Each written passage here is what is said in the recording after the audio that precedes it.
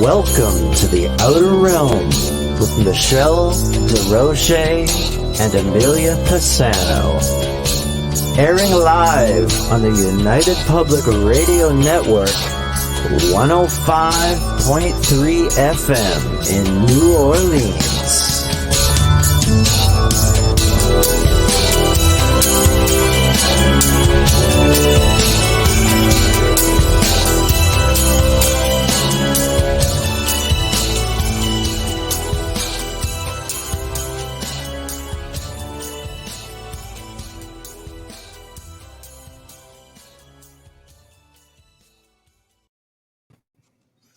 Good evening, everyone. Welcome to the Wednesday night segment of The Outer Realm.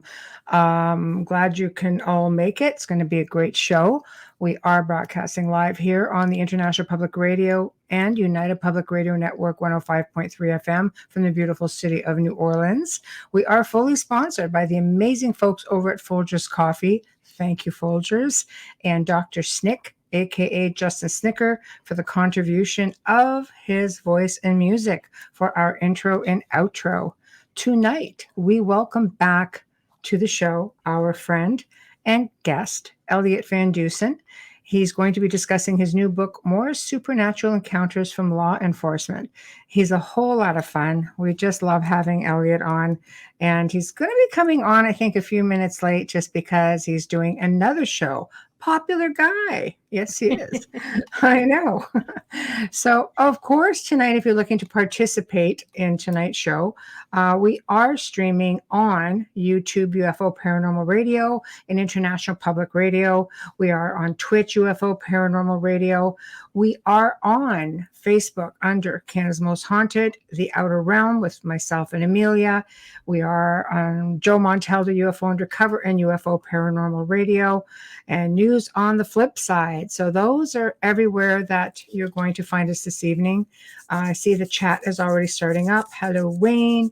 Yes, tomorrow is going to be our 200th show. Woohoo! We're quite excited about that. Hello, right? Everybody. Yes. Oh my gosh. Yep. Yeah. Good. It takes to do 200 shows. That's two shows a week. A lot of I haven't been there for all 200. Michelle has. But it's been a long haul, but it's been a fun journey. So hi, Jeannie. Hi, Tamara. Hi, Axel from Nicaragua. Thank you for joining us. Wow. Love it. So yeah, I know. Isn't this awesome? This is just going to be a whole lot of fun. It. Oh 200 shows. Yeah. Yes. It's been such a journey. This, of course, we'll talk about more tomorrow, but it's really been one heck of a ride, hasn't it? I feel like we've always been together. So I know. Centuries. We literally speak to each other every single day, whether it's work or not. But for me, it feels like yesterday. Yeah. And I look back and I'm like, wow, this has come a long way. This is really what it started out to be, and where it is at now is just amazing. And that's, of course, due to Michelle. And we'll talk more about that tomorrow. But it's really hard to believe. It takes 200 two. It takes sounds. Well, it all took, of our listeners. 2.5 at one point. It takes all our listeners, all of our amazing guests. It takes a great network. It takes a great producer. It takes you and I, of course. It's important, for the interaction with everybody in chat. I think it's really important. And with guests, it's a bit harder. So tomorrow night, it'll be, all about you guys and us having some parlay time, which is always nice. Yes. But I'm looking. Oh, hey, Michael. I'm looking forward to seeing, or seeing Elliott and, what he's got going on. He's really super busy all the time. And everybody loves paranormal stories. I find oh boy, here we are we're getting it again. We're being solicited again. Lots. We're gonna block. Why can't I block this? Solicitation block user. Everybody's getting blocked, man. That's it, right? That's it. That's crazy. But I know. Out there you go. What do you have? 8 listeners? Whatever. That's Joe. Joe. I'm just going to yell hi to everyone because Michelle said hi to everybody. But I yeah, did. 200 shows. I know. Ooh. And look, And we're even being like, we're even being spammed by I don't want to just encourage it, but online strips without clothing. Oh, is that Joe's? It's on Is that Facebook. Joe's account? No, that's Are you sure it's not Joe sending that? no, because they're blocked. Just keep going. No, I'm just a little concerned it might be Joe. No, In those whatever pictures. floats In anybody's those boat. pictures. I know it. You know, it's just between that and the bots. It's just like one heck of a fun time. I find we've got so many of our friends who are writing books right now, and trying to make some space so we can get everybody back on. I know Richard Estep's got another book. Dan Hammond, who's been on the show, has another book. We are booking like well into the end of April into May right now, and sporadic dates throughout the whole rest of the year. So, people don't mind waiting. We don't mind booking, but it's nice to see. I've had some people message me, when are you going to write a book? Well, I don't have time to write a book. So I'm going to leave it right there. Barbara Walters waited till she was almost 80. And she said, I haven't finished living yet, so why would I write it? And I know. It's a lot. And no, Wayne, you did not write anything bad. Your books are all amazing. You got give Wayne a shot. Give him a plug. That's crazy. His books are so amazing. You can't put them down. And there's nothing out there like what he has written. No. Tell everybody about Wayne's books and how they can get them. Wayne's been on the show before, and he's got a series of books called The Vampire Tales, and it's all historical fiction about vampires, of course. And I have to say, I'm a little prejudiced because I like the prequel, which is book 4, which is my complete favorite, and because I like Templars, I like medieval times, I like and it was all places that I'd already been to. Yeah, it was hard to put down. I know. So, so it was a lot of fun because as he was writing, I sort of got a lot of the inside scoop, and I was able to say, well, this is what this place looks like, or this is what this place looks like, and this is what you should, consider, and blah, blah, blah, blah, blah, blah, blah. So it was a lot of fun. But yeah. But it's a great book, and it's not my thing. It's historically correct. It is. Oh, it is, because he's like very, very thorough. Okay, I'm going to send this to And for those of you who didn't see that show, you can find it in archive, but audio only, I believe.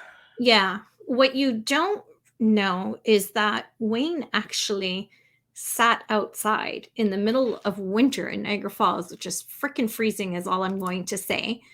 And he actually experienced the cold, so he was able to write, because when you read his book, now I've read the 4th one first because I was told to read that one first. Well, the first one is being redone. My God, is it ever amazing? And when you just write off from the first paragraph, Wayne just sucks you right in, and he that's perfect timing.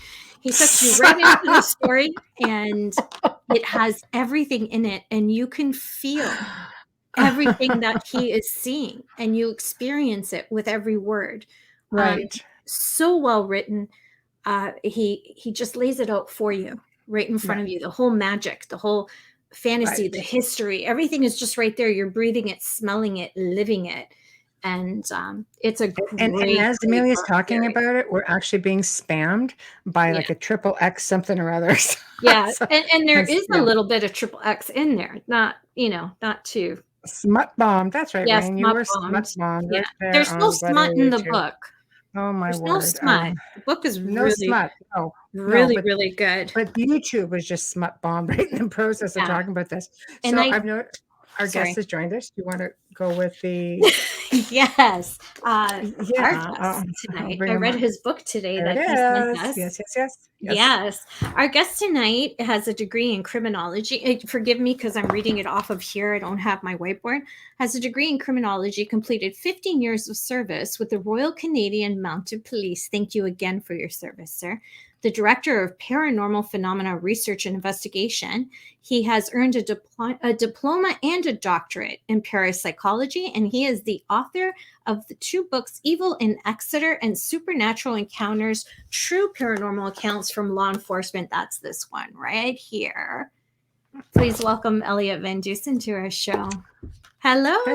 How are you? Hello. I wasn't sure if I'm supposed to call you doctor or not. Last time you said, "Oh, I'm dropping it," and I'm like, but I had to make sure everybody knows that you have a doctorate because that's important. Elliott's fine. That's a degree. I still love that picture behind you. Elliott's fine. Yes, and now I've got my 2 of my 3 book covers behind me now too. Nice. So. Yeah, and I've got it right here. I read it today. Good. I actually read it today. I started reading yesterday. This is the second third. book. Third. Oh, third. I'm missing one of your books in your bio. That is the so my first book was Evil in Exeter, which was about the haunted house in Exeter, and then I wrote Supernatural Encounters, and then I wrote more Supernatural Encounters. Okay, it was missing from the bio. Okay, I'll put that in there. Supernatural. I got it on this. So great. Yeah. So, and I'm going to actually go in and put the banner up. Bum, bum, bum. Dun, dun, dun. See, there we go. How's the weather? I have to ask how's the weather. It's been all right. Yeah, ask Michelle how much snow she got. I've seen it on the news. Send me pictures. You can't even see her house. I'm like, there's a snow drift that went over the car. It's like, and I'm only 45 minutes away, and you can't see her house. No, or her vehicles. It's terrible. Anyway, how are you? I'm doing great. Yes. And what have you been up to? Aside from writing amazing books. What have I been up to besides writing? Still running paranormal phenomena research investigation. Right. We have a few different investigations on the go right now, Ooh. Which is nice because during COVID it was fairly quiet, but right now we've got 4 on the go. I think right now we've got 1 in New England and then 3 here in Nova Scotia. Wow. We're close to getting that database. I think I've talked about it before. Yes.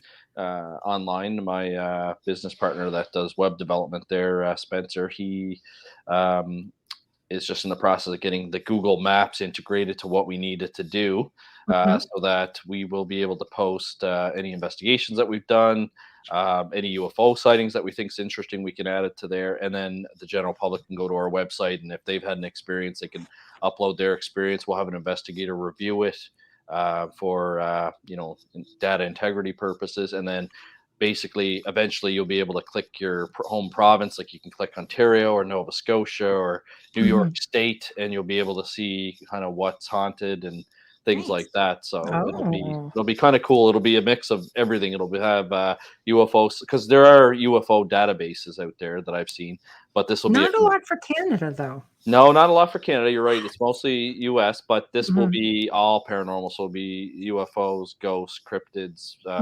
vampires, everything. So vampires, no less. Wow, yes. I like it. That's what I really loved about this, is how many Canadian stories are there was a lot. It's nice to see, because a lot of people think Canada's not haunted. I know. We don't have any hauntings the border. They're like, do you have any hauntings? I'm like, oh my gosh, do we ever? Oh yeah, it's very haunted. Oh my gosh, it is. This place used to be ridiculous until we cleared it. I know. I heard Brian Baker always tells me about how haunted it was. It used to be really. Oh my God! I remember Dan Hammond came over one time. He goes, you want to do a show? We can do it from here, from your place. I said, yeah, sure. Just pop by her, and he's just like, like, I know, that's okay. Don't worry about that. That's really cool. He just put out a new book. He did. We were just saying that when we started the show. And I just got it this week. It came from Amazon, so I'll have to read it. I know. Have to get him back on to talk about that. We're booking officially, like almost like end of April and beginning of May. So I'm just trying to not go too far in advance, because then you go to do the show. They're like, I forgot about that. What? What do you mean? What did you just say to me? Yeah, there's some guests you have to send them an email like a few weeks beforehand, because they travel so much. But I mean, with everything that's been going on the last couple of years, we haven't had that issue because no one's going anywhere. So, I know. Yeah, I know. very so true. it's a little weird when they forget. I'm like, what? You're home. What do you mean you forgot? Yeah. This is a highlight of your Well, life we right booked now, that isn't it? 6 months ago. Yeah, Yeah, why but not? hello.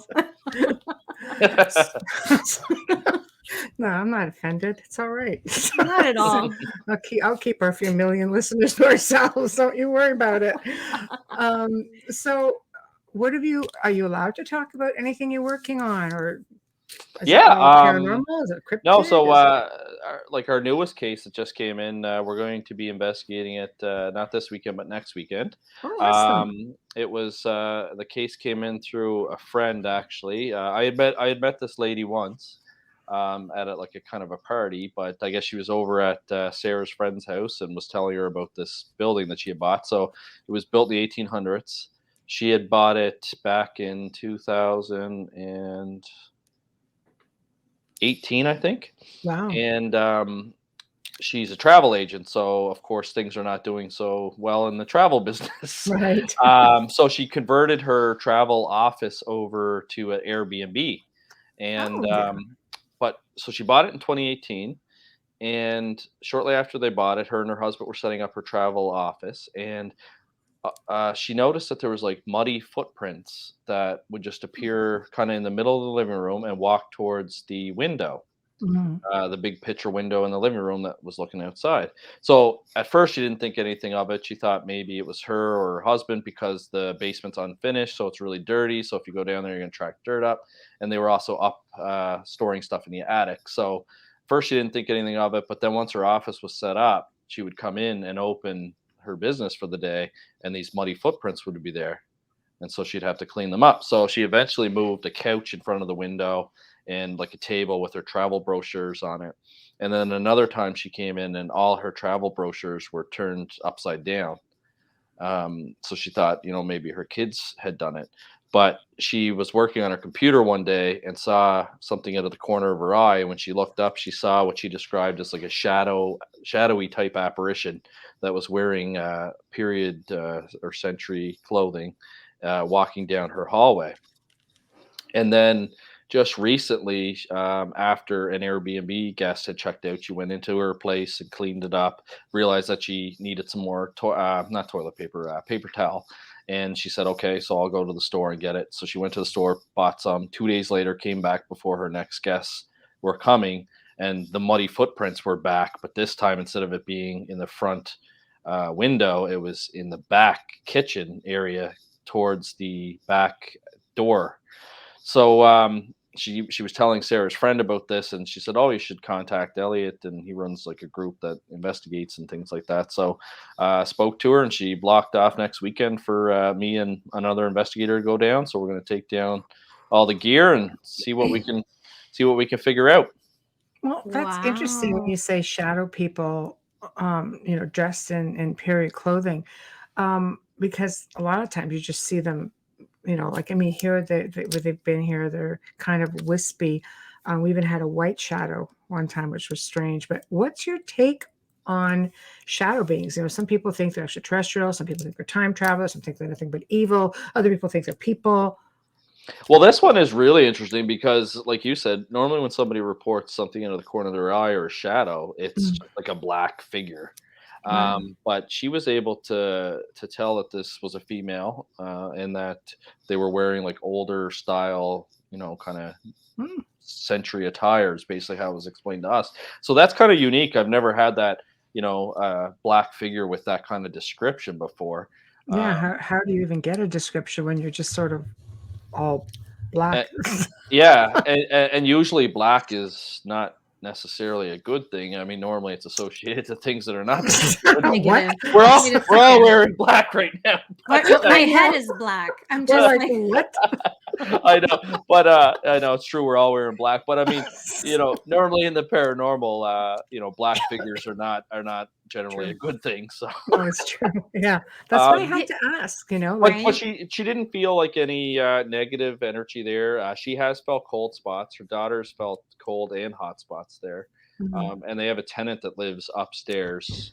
in the house. It's kind of blocked off from the Airbnb or the office, but the tenant has never made any complaints or anything like that to her that anything unusual has happened. And it would be kind of hard, even if she, like, say, heard furniture moving or things like that, because it's an Airbnb. People are coming and going from there all the time. So the lady upstairs may have even heard something, but Right. might not be able to link it to anything. We will talk to the homeowner and see if we can just interview her just to find out. But if she doesn't want us to spook her, then we won't. Obviously, we take Right. the confidentiality Same. part of things really, Yeah. I've always really been there. serious. So yeah. It's Well, that way important. people trust you too, right? And I've never posted anything like that unless it was a public place that wanted to be promoted, yeah, just because of the type of hauntings that I worked in. I mean, when you're dealing with malevolent things, as you know, it's really personal. People get really traumatized, and they don't necessarily always want all those details out there. No, they don't even tell their families. A lot of them. That's a difficult thing. definitely. Yeah. Yeah, it can be. So primarily, what do you guys what have you been coming across? Has it just been pretty malevolent stuff? Is it pretty, I mean, Um, because I know it's hard in parapsychology, it's like that whole science mind thing. we've had we've we've had I wouldn't call it a trend because we only had like two cases, but I know last year we had two cases of people complaining that there was something keeping them awake. Mhm. One was a lady from Ontario that claimed she had been sexually assaulted by a ghost several years ago, Mm. um, but now the entity was like keeping her awake at night. She was having very like a lot of difficulty even functioning at her job. And Mm. so she reached out to us, and we had to improvise because Ontario's outside our area. We do Atlantic Canada, we do the New England states because we have a Yeah. team down there and a team here. But because it was COVID, it was slow, and she seemed desperate for help.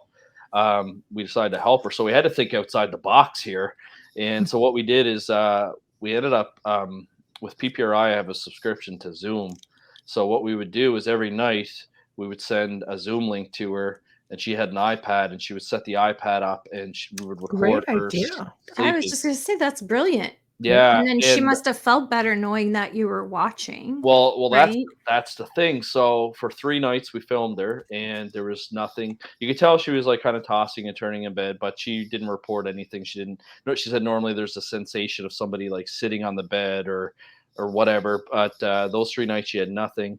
So we kind of went back to the drawing board, and I talked to my business partner there, Spencer, and he said, "Well, let's do 3 more nights. She's claiming this happens quite frequently. So what's the chances that nothing happens 6 nights out of 30 days?" So we did another 3 days, and again, nothing. And the problem just kind of resolved on its own. It's almost like you guys said, like the feeling that she knows somebody's watching her, and kind of like Mm. So protection kind of feel. Um, mindset. she hasn't had anything else happen. There was one point, so when we did the 3 nights, there's a bit of a break, and she reported for like a week everything was fine, but then things started to happen again. So then that's when we did the other 3 nights. But Mhm. since then, what is it now? Mid-January. So this was beginning of November. I touched base with her and Mhm. said, like, I'll keep your file open until end of November. I'll touch base with you in 30 days. And I Mhm. touched base with her in 30 days, and everything's been fine. And then she said, if something happens again, can I contact you guys? I said, absolutely. And I haven't heard from her since. So it's almost Oh, like that situation kind of resolved yeah. itself. So like it's a mindset thing. Do you think maybe she was throwing energy? Could have been, or it could have been the anxiety. Like if she was attacked in her sleep from Which before, you would have great anxiety going to sleep. which But brings us to this question here. Amelia, do you want to take that? Yes, Chris asked, do you think the heightened stress people are under is causing more paranormal Just issues? for those who aren't watching and are just Yeah. listening. yeah, yeah, no, absolutely. I think that it can for sure. Yeah, no, I mean, stress has been linked to RSPK, or recurrent spontaneous psychokinesis, in poltergeist Yes. cases. Yes. So Yeah. I definitely think that this that could have been something that was happening. I mean, we didn't. I had to watch the video, the mundane video of her sleeping for 6-7 hours, but Yeah. there was nothing unusual in the video or anything like that. Even one night she said, I think maybe the iPad might have moved a Mhm. little bit, like from her recollection, but when I watched It did the not. video, nothing happened. So Oh, and then yeah, she's been fine ever since. So that's great. yeah. Yeah, it's difficult times, I think, when you have people who are not just stressed, but, anxiety, depression. I mean, let's face it, people are being cooped up. People are, I think, at the end of their rope, or they're scared, Yeah. or there's all kinds of things, mixed emotions going on right now all over the world. I mean, the amount of people who contact us is just mind blowing. So it's, not always like that. So the last No, 2 years have been really, really funny. So it is really difficult because it's not easy to say to somebody you're projecting energy. It is psychokinesis. You have to try to be delicate. I'll usually send a link and say, do you see anything in here that's a little familiar, maybe? It's yeah. delicate. It's easier for them to accept that there's something malevolent going on in the house than it is for them to think that they're powerful enough to project that kind of energy. Yeah. Yeah, and I've had cases like that where you've suggested the RSPK theory, and it Yeah. doesn't go over well. But I actually did suggest that to her, and I actually sent her some information on a case that Lloyd Auerbach had investigated. It was called the Choking Ghost case, but it was Right. basically a lady, former police officer, retired. She had been sexually abused growing up Mm. by her dad, and Oh, she was undergoing some trauma therapy at the time. And she was divorced in a one-bedroom apartment, living with her mother. Her son came to visit her, teenage son, and there was no space for him to sleep, so they shared a bed together, and that kind of brought on like this unresolved trauma that she was dealing with, which started causing some poltergeist activity. She was at a work party, and some people actually saw mm, fingerprint impressions start on her neck, and she was being choked. wow. And Lloyd Auerbach, the parapsychologist that investigated it, had witnessed that as well when they were interviewing her. So, Mm. certainly high levels of stress like that can cause some unusual phenomena as well. We talked about I just talked about this actually this week because I'm taking a course by Karen O'Keefe over in the UK, Right.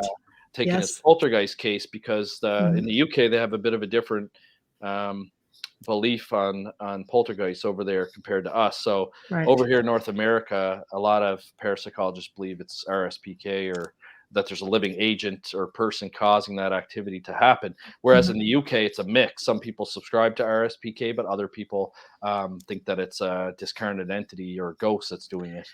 Mm. And so I talked to him. I said, I wonder what kind of stress somebody would have to be under to have it manifest like that, like a poltergeist. Because I said, for example, I said, my fiance is a human resource person right now, dealing with, she does works for the school board. And so the teachers are really stressed out right now because it's going from classroom and online learning back to classroom. Wow. Yes. And so, it's causing a lot of stress, a lot of anxiety. So she's on the disability management kind of team. And, I said she's really stressed out right now, and I said 2 days out of the week she works at home, so I let her use my office, which has haunted objects in it. And I said she's extremely stressed out, and I said nothing's going on here. So it just kind of, as a parapsychologist, it kind of blows your mind to think about what kind of stress someone has to be under for it to Oh, manifest in that way. Hmm. absolutely, absolutely. We're just before we get too behind, we're gonna put up some comments and some questions for you. Amelia, There's you a ready? few. Yes, I I can am. go through Thank you. part one of, Um, hi, Chris, Bob. that one we I just do, I do read. think Oh, that, no, no, yeah. no, this is the second one, my bad, sorry, very good. It's okay. There it is. His second part to the question: do you feel spirits are more attracted to certain people? And then he Uh, says, "If so, or if yes, why?" If Is what yes, he why? adds to it, Yeah. yeah. I do think that, and I only think that because I have some personal experience with that. But in the case from Exeter, the girl that was involved there reported that ever since she was a little girl, she had spirits around her, and everywhere she'd go, there'd be haunting activity happening. Yeah. And what she learned later on throughout life is that she was very intuitive when I knew her, but they almost thought that she was she probably could have been a medium if she was able to hone in her skills. And what she was told is that the reason why all these spirits keep coming to her and her homes are haunted and things are happening is the spirits are trying to get attention to her because they pick up her energy and they think that she is one of those people that can help or that they can communicate with. Yeah, And that's why she always had haunting activity around her everywhere she went. Right. So I do think that the answer to that question is yes. And he agrees. Thank you, Chris.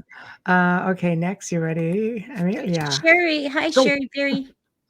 Attacks can come from associated people with attachments, and I those love people Elliott. are in denial. Staying calm, ignoring, and not engaging is important. Yep, no, that's true. Okay, I find a lot of people in, especially like more when you're looking at the dynamic side of things. I find a lot of people try and fixate on what's going on, and that's one of the things that we try and tell them is, you know, you can't be thinking about it all the time. You have to, because if you're thinking negatively and attracting negative energy, you're going to bring negative energy. Well, it's a law of attraction. Understand that because we do that, but I also understand how they feel because they're so scared. So it's constantly playing in your mind, and it doesn't fail how many times you say them, please don't communicate, don't acknowledgement don't is record, don't empowerment. acknowledge it. And you'll hear and then they'll say to you, I told it to go away, and I'm like, oh, no. So you try to explain that you can't acknowledge it at all. Just go about like, but it's hard. I get it. It's scary. I've been there, so I know. Yeah, and then it's determining like what you're really dealing with. There is, I'm sure you'll agree, Elliott, there's a really fine line between what, Christians have us, embedded into us from the time that many of us have been children, angels, demons, all that stuff. Was realistically, are we really actually dealing with extraterrestrials? Because Lord only knows, we've seen all kinds of them, and it's easy to misinterpret. It really is. So, look who's awake. Hamilton, what are you doing awake? It's 5 freaking a.m. in England. Hi, Hamilton. I'm on the zombie shift tonight. Just wondered if you could recommend any particular brand of coffee product. Yes, Hamilton. We've been over this several times. It's Folgers. You know this. He's been on the show a million times. Folgers. Sound it out. You have a cup coming your way. Just saying. Oh my gosh. If you keep that up, it's going to come flying at you. That's awesome. Sarah and I still drink. I told you last time I was on the show, we drink. That's what we drink is Folgers, and yeah, we have it every morning. There we go. See, Folgers. There we go. If you want a really, really amazing dessert to do with their instant roast, you can mix it with really, really cold water and sugar, and you beat it, and it comes out like a cream. So it's like a coffee dessert. Yes. Oh, see, and you have to use the instant one. More Folgers fun. Yeah. All right, here's one. Oh, hey, Dawn. Thank you for tuning in. Hamilton, I'll be back to you in a minute. So this is going back to talking about where you had the Zoom and you were checking in on her. I think that's what Dawn is making reference to. Yeah, no, and that makes sense for sure. Because if we believe that's a discarnate entity, then they have some sort of intelligence to them. And when they want to be known, they'll make themselves known, and when they don't want to be known, they'll go into hiding. Certainly the house in Exeter that I was in, it was extremely haunted. There was a lot of activity that would always happen, but there were periods where it would go through a lull. It would there'd be like 2 weeks and there wouldn't be anything.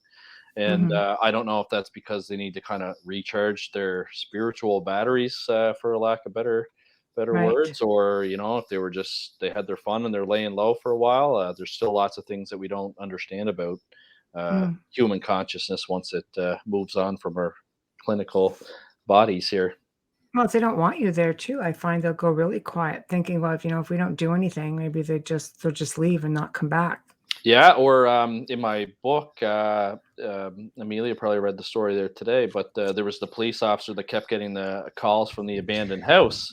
Yes. And when he would walk up to the house, you would get that feeling like you didn't belong there. And he ended up meeting a psychic or a medium on Reddit that was very accurate. She he never told her where the location was. But she knew there was a corner store nearby, and she knew like the layout of the house and like things like that really impressed the police officer. And she was able to gain that basically there was a spirit there that didn't want anyone to come there, so he would give Mhm. that feeling that you weren't welcome there.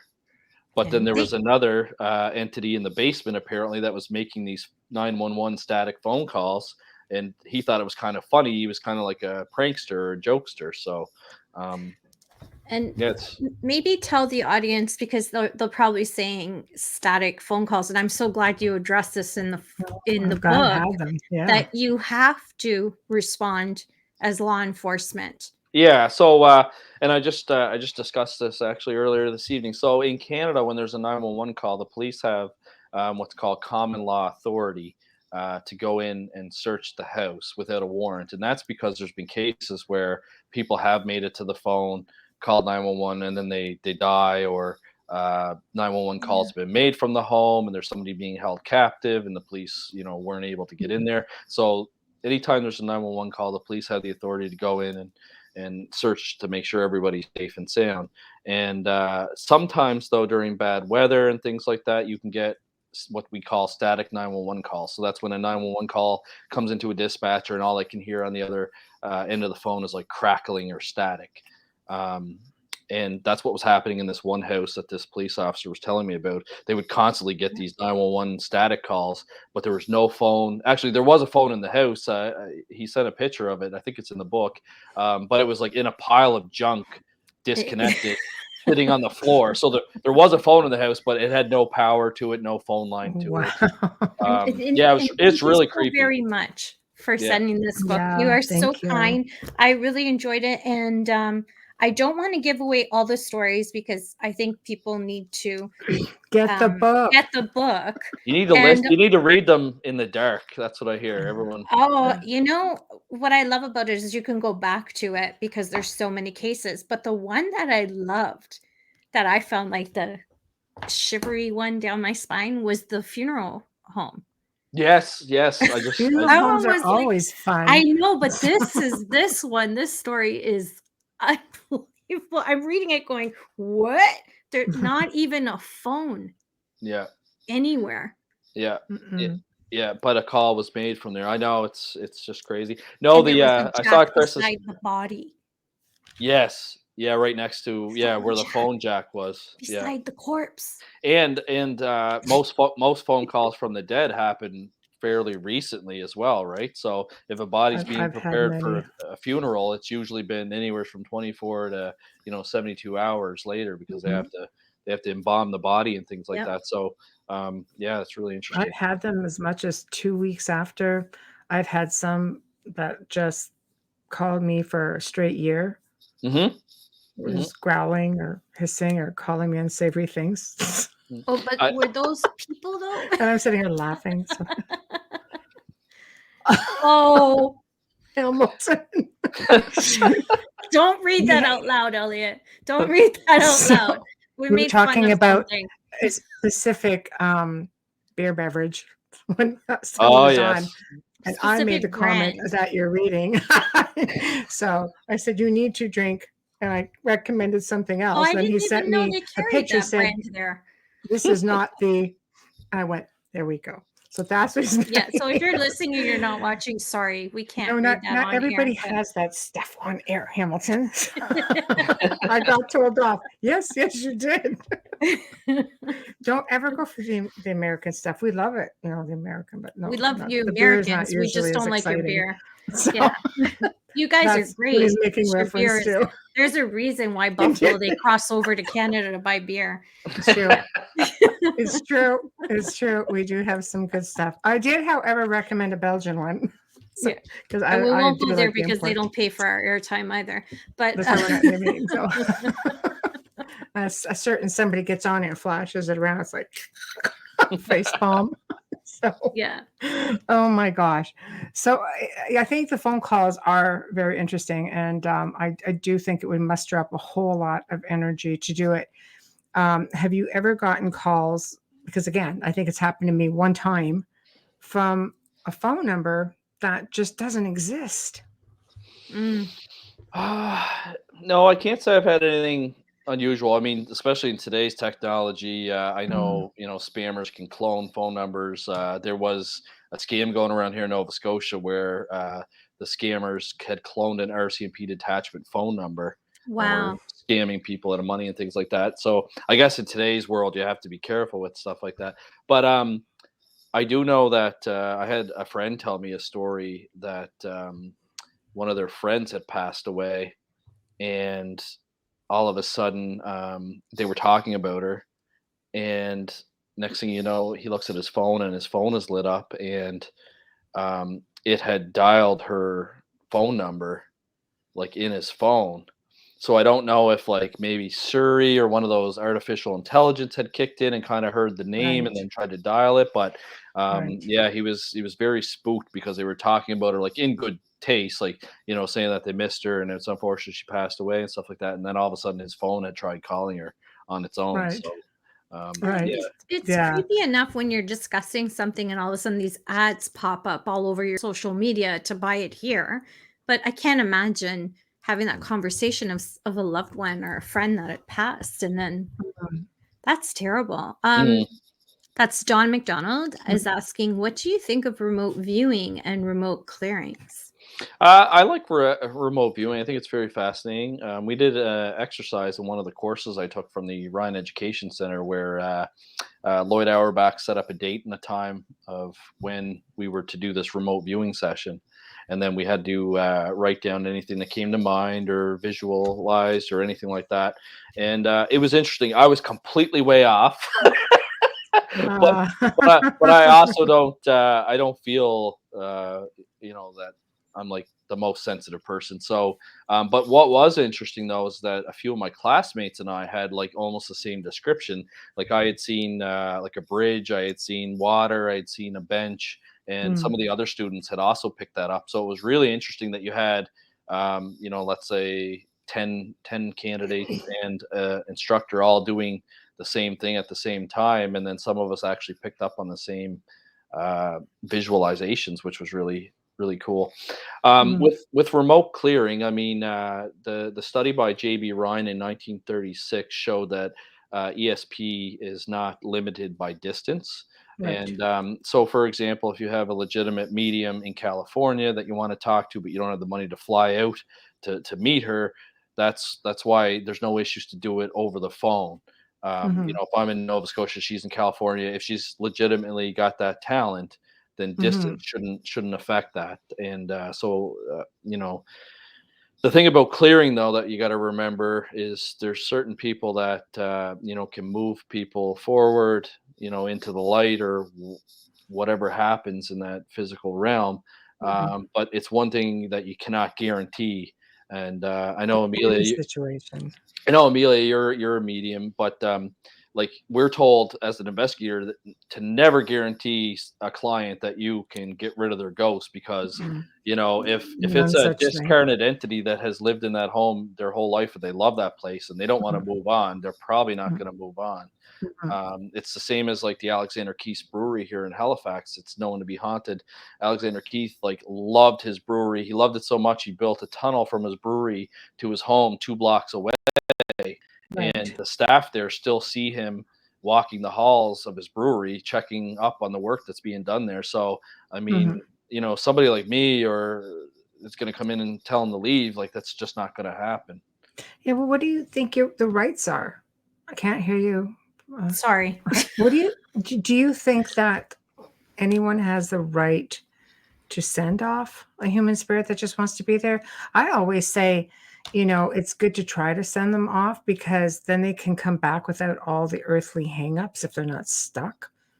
If they've been moved on before and just come back, I mean, they don't have all that, all that earthly hangups that they've had before.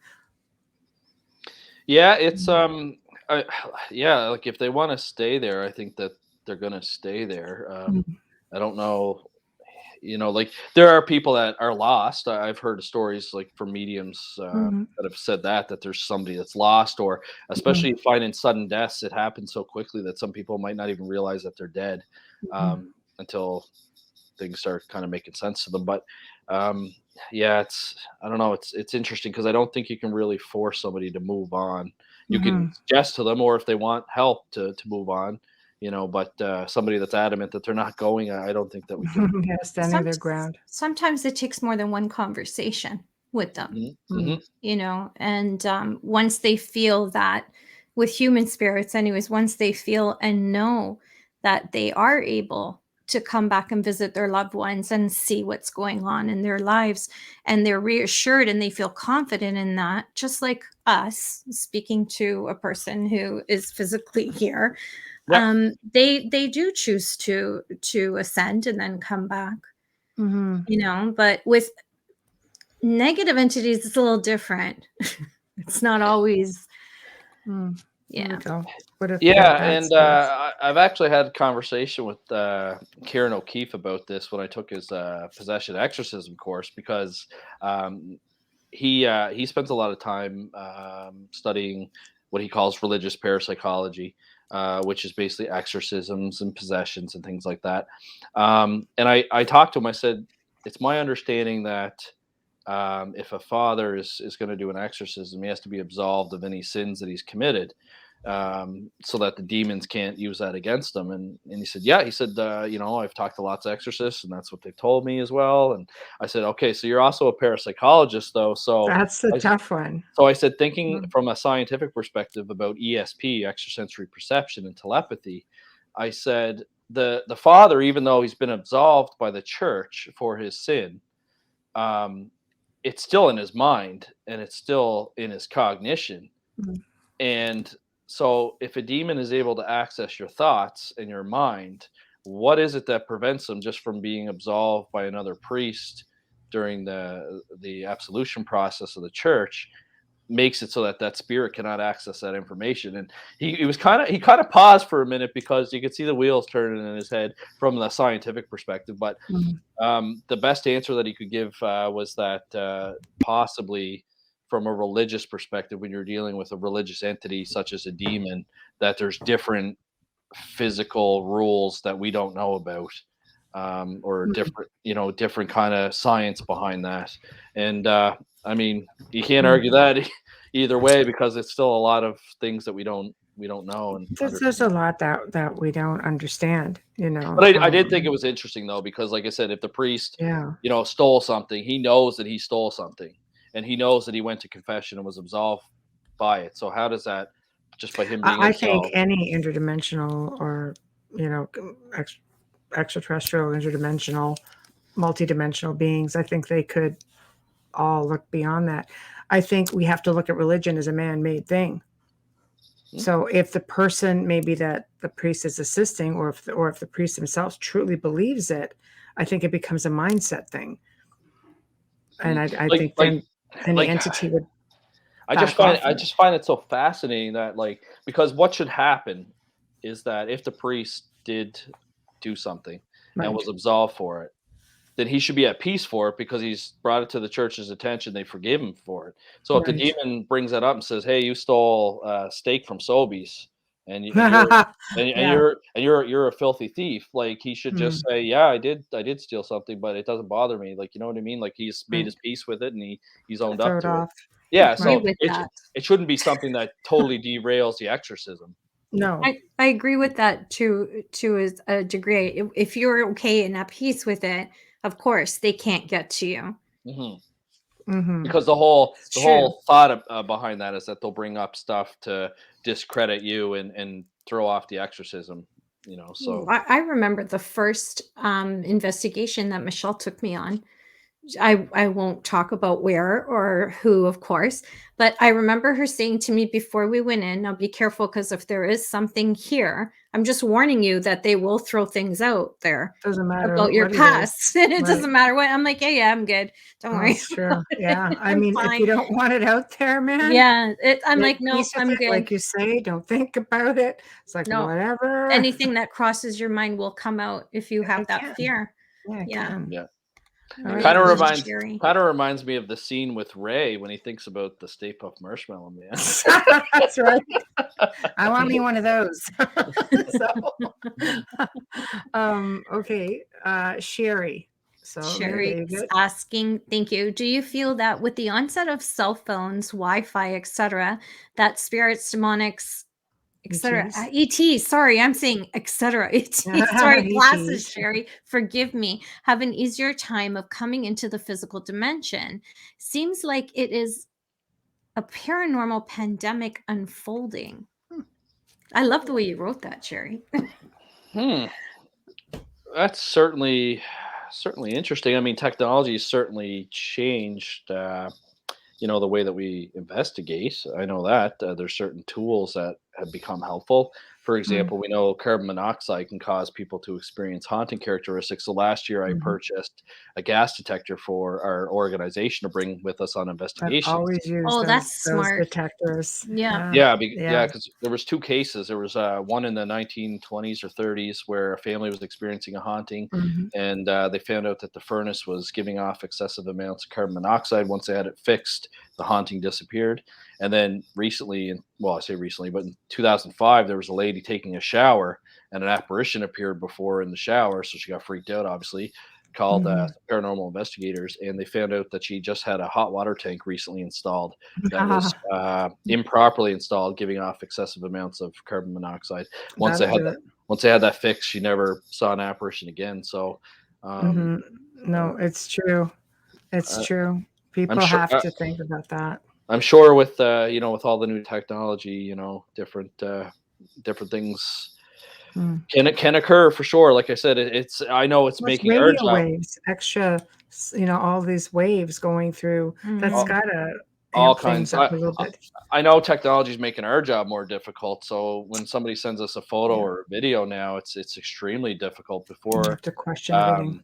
Before I retire from the RCMP, even the police were having trouble determining what's real, what's fake. And, Oh, wow. It's really difficult, The isn't digital it? technology. Yeah. And we're just starting to see these what are they called, the fake the deep fake technology coming out with the deep fake apps. Like there's a video of Tom Cruise going around where it's not actually Tom Cruise. No, all they on need an is airplane. they need is like a few seconds of your voice, and then a few seconds of audio or video. It looks and sounds just like him. That's frightening. And it is. It's him on an airplane, and you have to know. For those of you who watch this video, and if you're going to say with that, no, there's no way that was faked. It was faked. First of all, the time that we are in right now, no one on that airplane has a damn mask on, and that is the law now.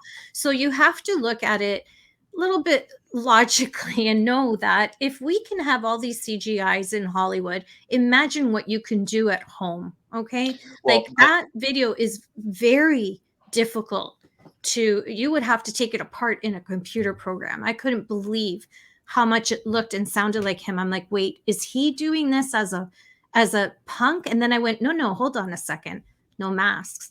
Yeah. Right? Well, they do have some apps now where you can like superimpose your face on like movie stars or whatnot. But the technology is getting better and better, and I wouldn't be surprised if the deep fake technology that we are seeing out there is available on a phone app in the near future. I do know the governments are concerned about it because you could take a clip of Biden slamming the president of China, and next thing you know, you got a war going on. That's true. You would think the president of China would know about all that. But anyways, I do agree with you. Don is asking, what do you think of using dimensional being guides to help battle entities? That would be more of a question for Amelia, but no, it's yours. I mean, I don't have any experience with that personally. I've never been able to communicate with a spirit or talk to a spirit guide or anything like that. But from my understanding of talking with mediums, like that they have spirit guides, and that the spirit guides help them, not just give them information, but help them spiritually. So, I mean, Amelia, correct me if you're wrong, but I would assume that if you were there to try and battle like a dynamic entity, that your spirit guide would somehow be able to help you out. That her name's Michelle. We work together. Yeah, of course you can. Well, I agree that most mediums do use guides, and there's a lot of people rely on angels or archangels, and they're interdimensional beings. So yeah, Yeah, definitely. I've never used any of that before for getting rid of anything. I But haven't either, like, but I that's also, something more in the last, few years of yeah, working with I don't have the psychology for skill that. set for that, but I Yeah, have, for the Exeter case, I did bring in a medium, right, because the family's priest that did deliverance work wasn't available, right. and she was able to get rid of the entity, but yeah, Yeah, very limited experience in that, just because I'm not. I I think a truly lot of believe Catholic it. priests have limited experience in that as well. Mhm. Sorry. No, No, it's I true. say I truly believe in just teaching people about mindset and control and working through problems um, that they may be experiencing in life and just allowing them to take control. I've seen people clear their own places Hmm. just by changing everything up here. It's just a much longer process because it's hard for somebody who feels that they've been living like a hostage, for example, to just all of a sudden say, "Hey, I'm the boss now." Like it is really difficult. It takes a lot of work and a lot of perseverance. Here's one for Yeah, you. you have. Yes. Hi, Thomas. Thomas is a dear friend. Hello, I Thomas. respect the humility of Elliott, an expert without ego, refreshing Oh, and truly believable. it is very nice. Oh, Get that book written, Thomas, so we can have you on. That's right. Wayne, hi, Wayne. Devil's advocate here, but could the spirit vision actually have been real to warn her about the water heater malfunction? Because it would be weird that the fumes would only be Be in in the the bathroom. bathroom. He's got a point. Yeah, see, no, very. there's a second half to that. Once Yeah. the water heater was repaired, there was no need to have the spirit make contact anymore. That's a good point. Yeah, no, that is really great, and I don't have access to the case file. I'm not even sure what organization investigated it, but that would be interesting to have been Logic. involved in that. Yeah, yeah, no, I mean Mm, that could have been it could have been a warning for sure. I mean, mm, a lot of times people report that spirits have appeared before them to give them some type of warning. Um, mm, you know. mm. Yeah, but I do agree. I've used carbon monoxide detectors for as long as I can remember from their primitive stages. I'm sure they're not, a little bit more elaborate now, but it is true. You people don't realize you can hallucinate, see, and hear all kinds of things. Yeah, and like for example, like the EMF readers, the electromagnetic field radiation Mhm, detectors. I've used them in like it was a legitimate haunted house. We had pennies materialize, and mhm. one of my investigators saw an apparition. But there was also we found unshielded wires Mm. in the home because the home was built in the 1800s. So I mean that. Oh, So we told Knob and tube. I was told just going to say that. so we told the family, because they might want to get that fixed because it could catch fire and something serious could happen. But um, sometimes the tools help us detect other things. Mhm. There was another haunted house. It didn't have anything to do with what they were seeing, but I did detect they had two older clocks that they kept in their bedroom, and they were giving off excessive amounts of EMF, like That's higher than what crazy. the FDA recommends is safe. So I just kind of let them know because they had some newer digital ones that were really nice looking, and those things were shielded very well. They weren't hitting on the. I used the GQ EMF 390. Mm, It's more expensive. I did just see one on Amazon tonight for 181. I think I paid mm, 300 for it. But mm. it's all digital. It actually there's no more going around with your notebook writing each room you're in and what the readings were because Mhm. it tracks it all on the Oh, wow. 10 Nice. got a 10 Fancy gigabyte hard. schmancy. Yeah, it's got a Yeah. 10 gigabyte hard drive. You can upload the data to your Perfect. computer later, and it Right. actually tries to tell you what the signal is, so it can detect Wi-Fi, cellular, and electrical. So, Wow, um, that's excellent. but Um, I just kind of let the homeowners know, like you might want to replace those clocks just because they are giving off, Because they excessive. sleep beside that. Can you imagine?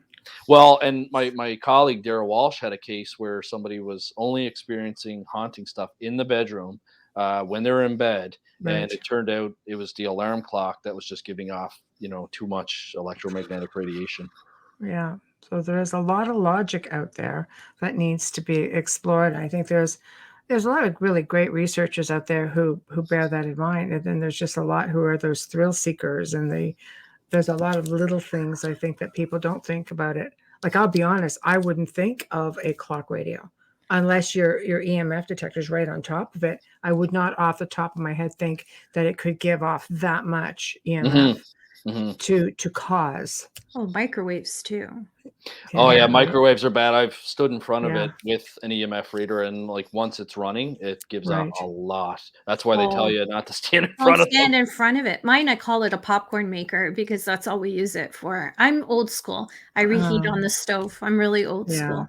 Yeah, I don't like probably too much safer. involved in my. Yeah, I'd like to eat as clean as possible. Glowing in the dark. Yeah. So It's bad enough I'm glowing from my wine. I know. That's Michelle it. keeps saying, you keep drinking that stuff from California, you're going to turn neon green. I'm like, yeah. I know. It's all field Still injected, drinking it. man. So you know, so we're talking about hauntings, but supernatural can fall under many different labels. What are you investigating? Any cryptids? Or the whole vampire thing is intriguing. But what is anything fun happening out there in Nova Scotia other than the UFOs? Because Chris is like filled us in on a lot of UFO stuff. Yeah, no, Chris Dobbs, for those who are wondering.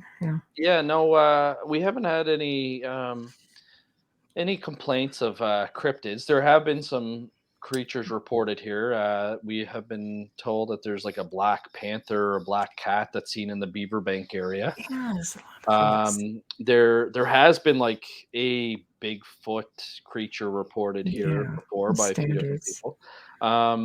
But nothing really crazy. But the black cat recently. thing is still, could people get kind of leery like about that? And, Joe was telling us about some of those in, New Orleans. We have had sightings up here in the Niagara region where our Ministry of Natural Resources actually went out looking for them and posted a big article about it. And now to hear that there's one out in, like, the sightings out in Nova Scotia, here I could say, wow, there's been zoos. Well, for the longest time, our natural resources department basically denied that there was bobcats out here in Nova Scotia. But there's been lots of trail cams now. That's the nice thing about technology. Yeah. In fact, there was one in our subdivision because the person had the camera in their backyard, and their backyard was fenced. But their dog was going nuts, and when they checked the camera, that's what it was. A bobcat had come up to the fence, and the dog seen it. And then when the dog started barking, it took away. It kind of ran away. So now they don't deny it, but yeah, they're kind of, there's certain, every once in a while you get a report of a strange creature, and it's crazy out there because where you guys are located, you're sort of surrounded by, there's a lot of history up there. There is, and I always tell people, like, I just read an article this week saying that they found a bunch of pockets of fish underneath the ice in Antarctica that they didn't know was there. But if you go to Google and type in like new creature found or whatever, and go to the news section, like, we're finding new species. I wouldn't say every day, but like every year there's new species of something, which is great. Yeah, so I mean, there's a lot of things here on Earth that we don't.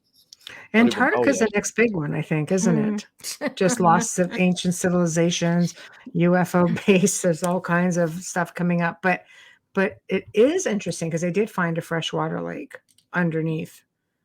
So if you have fresh water, like, there's a lake under there. Who the heck knew? Yeah, I find that stuff fascinating, like the zoology, and like there's even a shark. There's a certain shark that can live in both freshwater and saltwater, and it can somehow like travel through like rivers and things like that. So down the St. Lawrence. I mean, there's all kinds of different things out there. So for somebody to to say like a Bigfoot, to me, I would assume that it's some sort of, and I know there's different beliefs, and some people believe they're connected to UFOs and things like that. But I mean, I would assume it's some sort of almost like a humanoid, between a humanoid and a ape kind of creature, that we just don't know. There's a lot of dense forest. There's a lot of cave systems. There's places all over the world that have never been explored, never been touched. but there is that theory too that they could be extraterrestrial, or there's a theory that we're like a zoo planet and things just keep getting, have been dropped off here for like millions of years. Yeah. Well, there's an article I just recently read, but it was from a Harvard professor that had a theory that aliens created us, and it's almost Yes. like in Men in Black at the end where the cat's got the galaxy on his collar. Right. And Yes. so like, well, he has this Yeah. like wild theory that like Yeah. basically these extraterrestrial beings created our universe, and like we're kind of being watched in a From the lab. moon. Yeah, it's wild. Like I was reading it, and I'm just like, wow, like that's a pretty wild theory. Hamilton. I'm amazed you're still awake, Hamilton. I know. It's just it's seriously. gotta be 6 It's a.m. 5 hours. It's 5 hours ahead I know. from us. Hamilton is a dear friend. Oh, look, we're being like smut spammed again. He brought that. Yeah, thank you for that, Hamilton. Hamilton and Carl Cookson are from the Lost Relic Hunters. That are the TV Lost show Relic that's on. Hunters. Yeah. So Greatness to alert. I You keep need trying to block keep this one, painting. but Keep giving painting, me no. Hamilton. I think they're outwitting me. They're really fast. I know. There's Okay, still one well, there. I'm just going to assume that it's gone, but actually I've removed them about 4 times. The brain is too Wow. alert to turn off. Well, it sounds to me like you're either into too much of the questionable sauce that we were speaking of earlier, That should put you to sleep, or no? you've got something amazing going on that you need to tell us about. So, I love his artwork. He paints and puts it on Facebook. You guys are free tomorrow, as of tomorrow, from what I heard. So, that should it's help true. you. Yep. Apparently, yeah, the UK Prime Minister basically said, "No more COVID. We're going back to normal." Woo!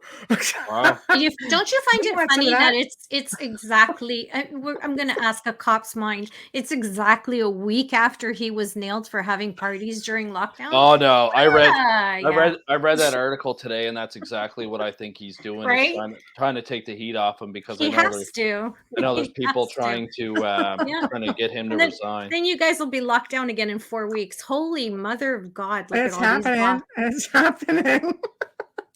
Hang on. Wow. Oh my word. That's annoying. Hey, Dave, he's Oh, here. hey Dave. Oh my God. Tomorrow is the first day of Aquarius. That's what's going on. That's why you're awake, Hamilton, because it's already tomorrow there. It's already tomorrow there. So it's like, that's what's going on, dear.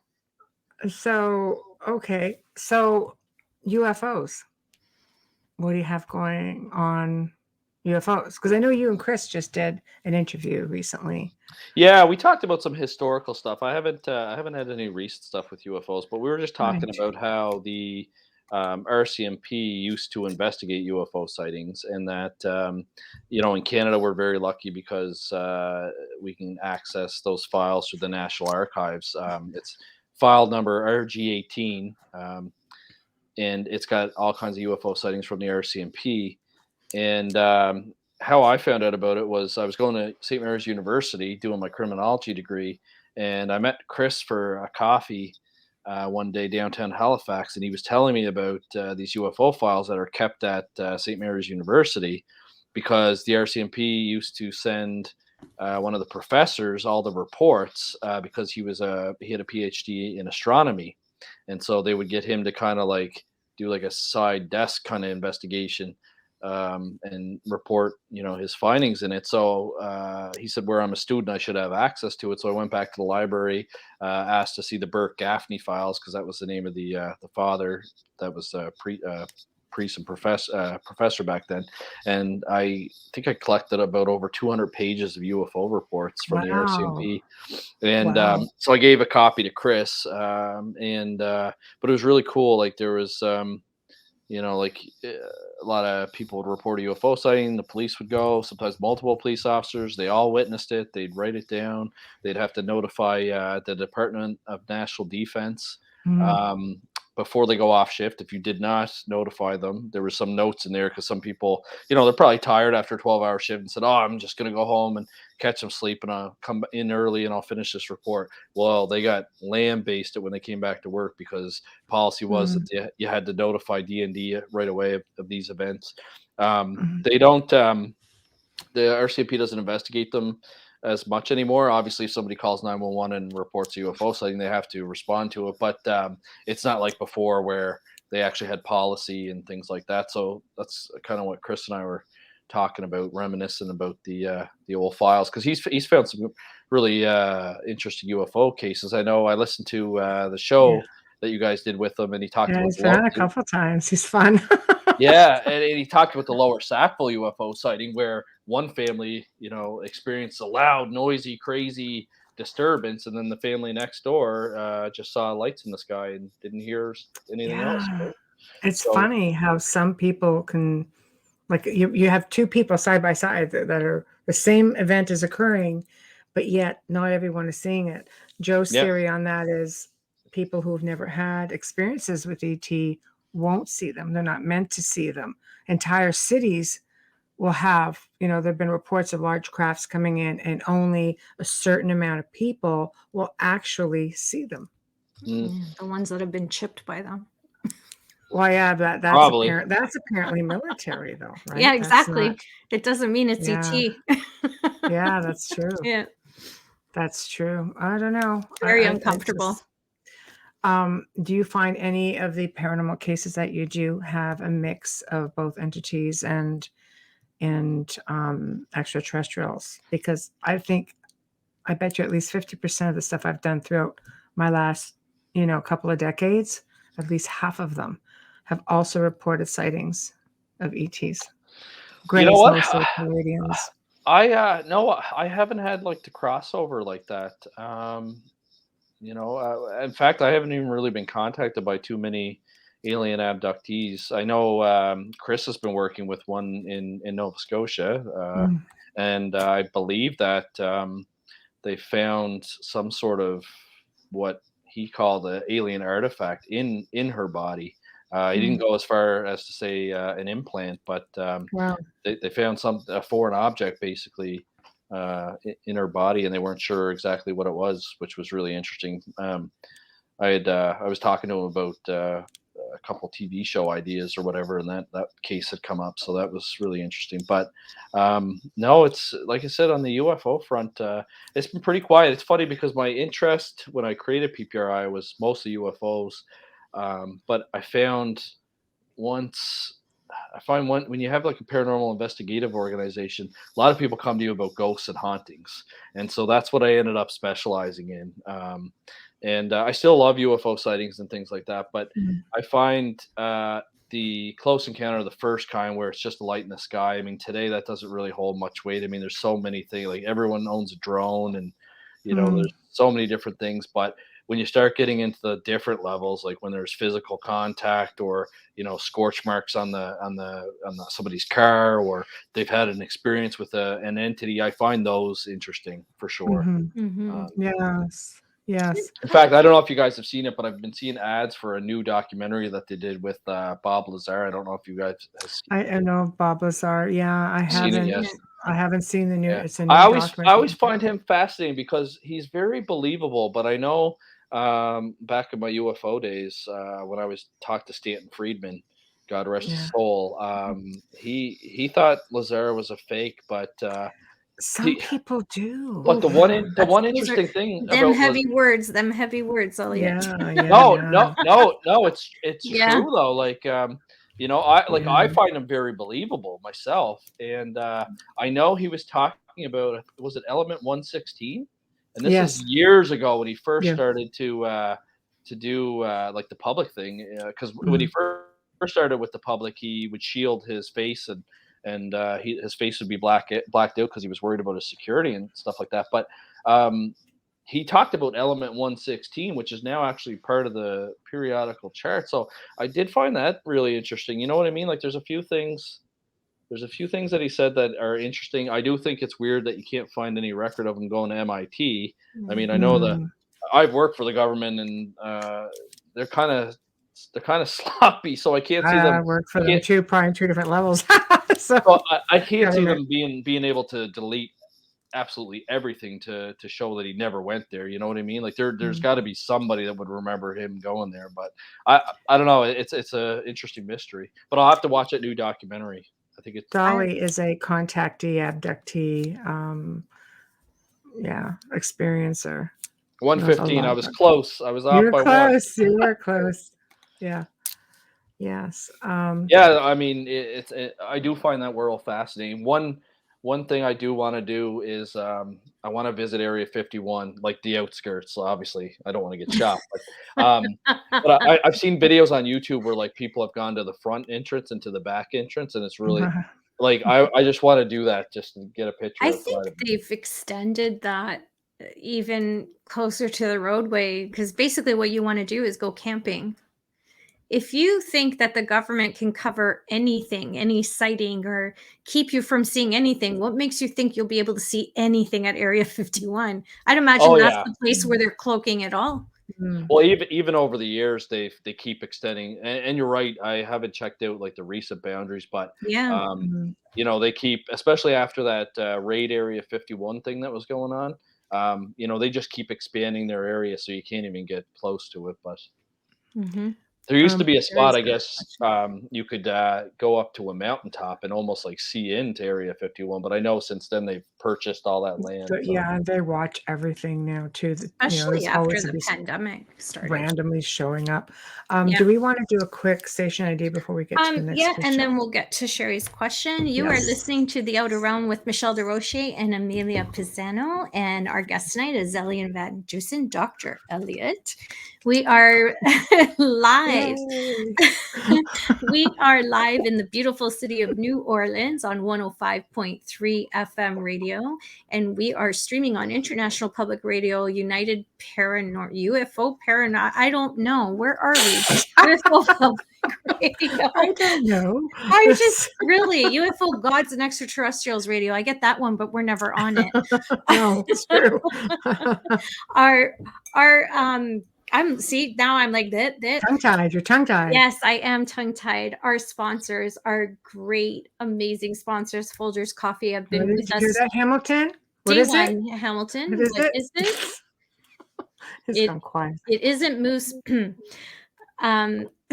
This is great coffee. And don't forget what I said about the instant coffee. You can make dessert with that. It comes out amazing. So we want to say thank you to Folgers for sponsoring us from the beginning. And we hope that we have a long relationship with you. And we appreciate all that you do for us. Honestly, we couldn't do this without you. Thank you. And we'd like to thank, yes, Folgers. Yes, Hamilton. We'd like to thank Dr. Snick, the sonic surgeon, Justin Snicker, for our intro and outro, which was composed by him. He is an award-winning composer, and you can find his music on Amazon and Bandcamp, and you can also find him on social media, Facebook and Instagram. Thank you, Justin. Thank you. All right, Sherry, here we go. Sherry Elliott, what do you think about Skinwalker Ranch? Skinwalker Ranch. You know what? I'm going to be honest with you. I've heard of it. I have not seen any of the documentaries or anything. Neither have I. That's a big one in the paranormal. I'm like amazed. Nope, I honestly haven't. But you know what? I'm actually embarrassed to say too, but I just recently found out about the skull experiment from over in the UK. What? And are you serious? I'm serious. How are you living in England and you don't know about skull? That's like paranormal 101, man. Especially parapsychology. I know. I know. That's the thing. I've been studying this for what, like 25 years, and I just recently found out about the skull experiment, watched a documentary, and wow, mind blown, right? Yeah, like a lot of really cool stuff. The one thing that stands out about the documentary was the guy in Italy that could communicate with spirits through the radio, and they actually took out the radio transmitter, thinking that it might be interference or a fraud or something like that. But they actually took the transmitter out of the radio, and voices were still coming through the radio. Like that's, to me, that's just like amazing. I know. It defies everything. Oh, absolutely. Like it was such an amazing group of people. The concept, like everything was just so incredible. It's just, And even parapsychology is kind of like going, okay, we almost have to give it to them. Well, it's interesting because I don't trust things on TV, and Yeah, rightfully so, because Daryl and I, we were looking at doing a television show right. about investigating old cases, so like Enfield poltergeist, but using new Mm, technology and science that exists today to right, kind of re-examine old cases. And we were right. told by a network I that love it. they're not interested in science. They think parapsychologists are just debunkers, That's it and right now. they want scary shit that's like every 3 minutes they want a scary hit. Tell me about it. The whole world Demon. thinks I run around screaming demon all the time, yet I'm the most Demons. logical person I know. Yeah. Yeah, and I was just like, I can't I even know. believe it. So like basically they give us a list of what they want, and I told the producer that we've been working with, I said, this is impossible to produce unless we either A, fake it, or B, you reapply as a drama TV series, because Mhm. what they want is just not realistic. Maybe you need a No. different producer, if you're working with the right producers. They have a formula. That's the problem. And the formula is outdated. And I shouldn't Mm, say that because I've worked with a lot of producers, but the formula is outdated and it's always the same thing. And then all of a sudden it changes. And then it'll be like that for about 3 years. And then yeah. it's just, Well, right now, I'm afraid to get demons are into anything sexy. new Yeah, like right now, demons are sexy on TV. Like everyone wants things to for be the last Well, demonic, 10, and yeah, and then 15 you've got the years. series Lucifer, and you've got It's all everything. these things right now on streaming. It's It's just been just, unbelievable. I don't watch any of it but though. it's the paranormal. That's what it is. It's, trying to say, like I said, I always say, I'll give you 5 answers that are logical and probable, but could it be the D word? hmm Maybe. Say it. I loved paranormal Okay. television like 10 It's years ago. always that it's yeah, always the the same original, answer. the original But shows. yeah, like when Michelle did, Paranormal Survivor, A Haunting. I Those like are the people's programs that I stories, love. I do too. but as soon as I they bring don't in like us the investigations. experts, which hmm don't exist Yeah. in that field, right? That's when it changes. And I feel sometimes it takes away from the credibility of I'll never film again. but but it takes away from the credibility of the stories.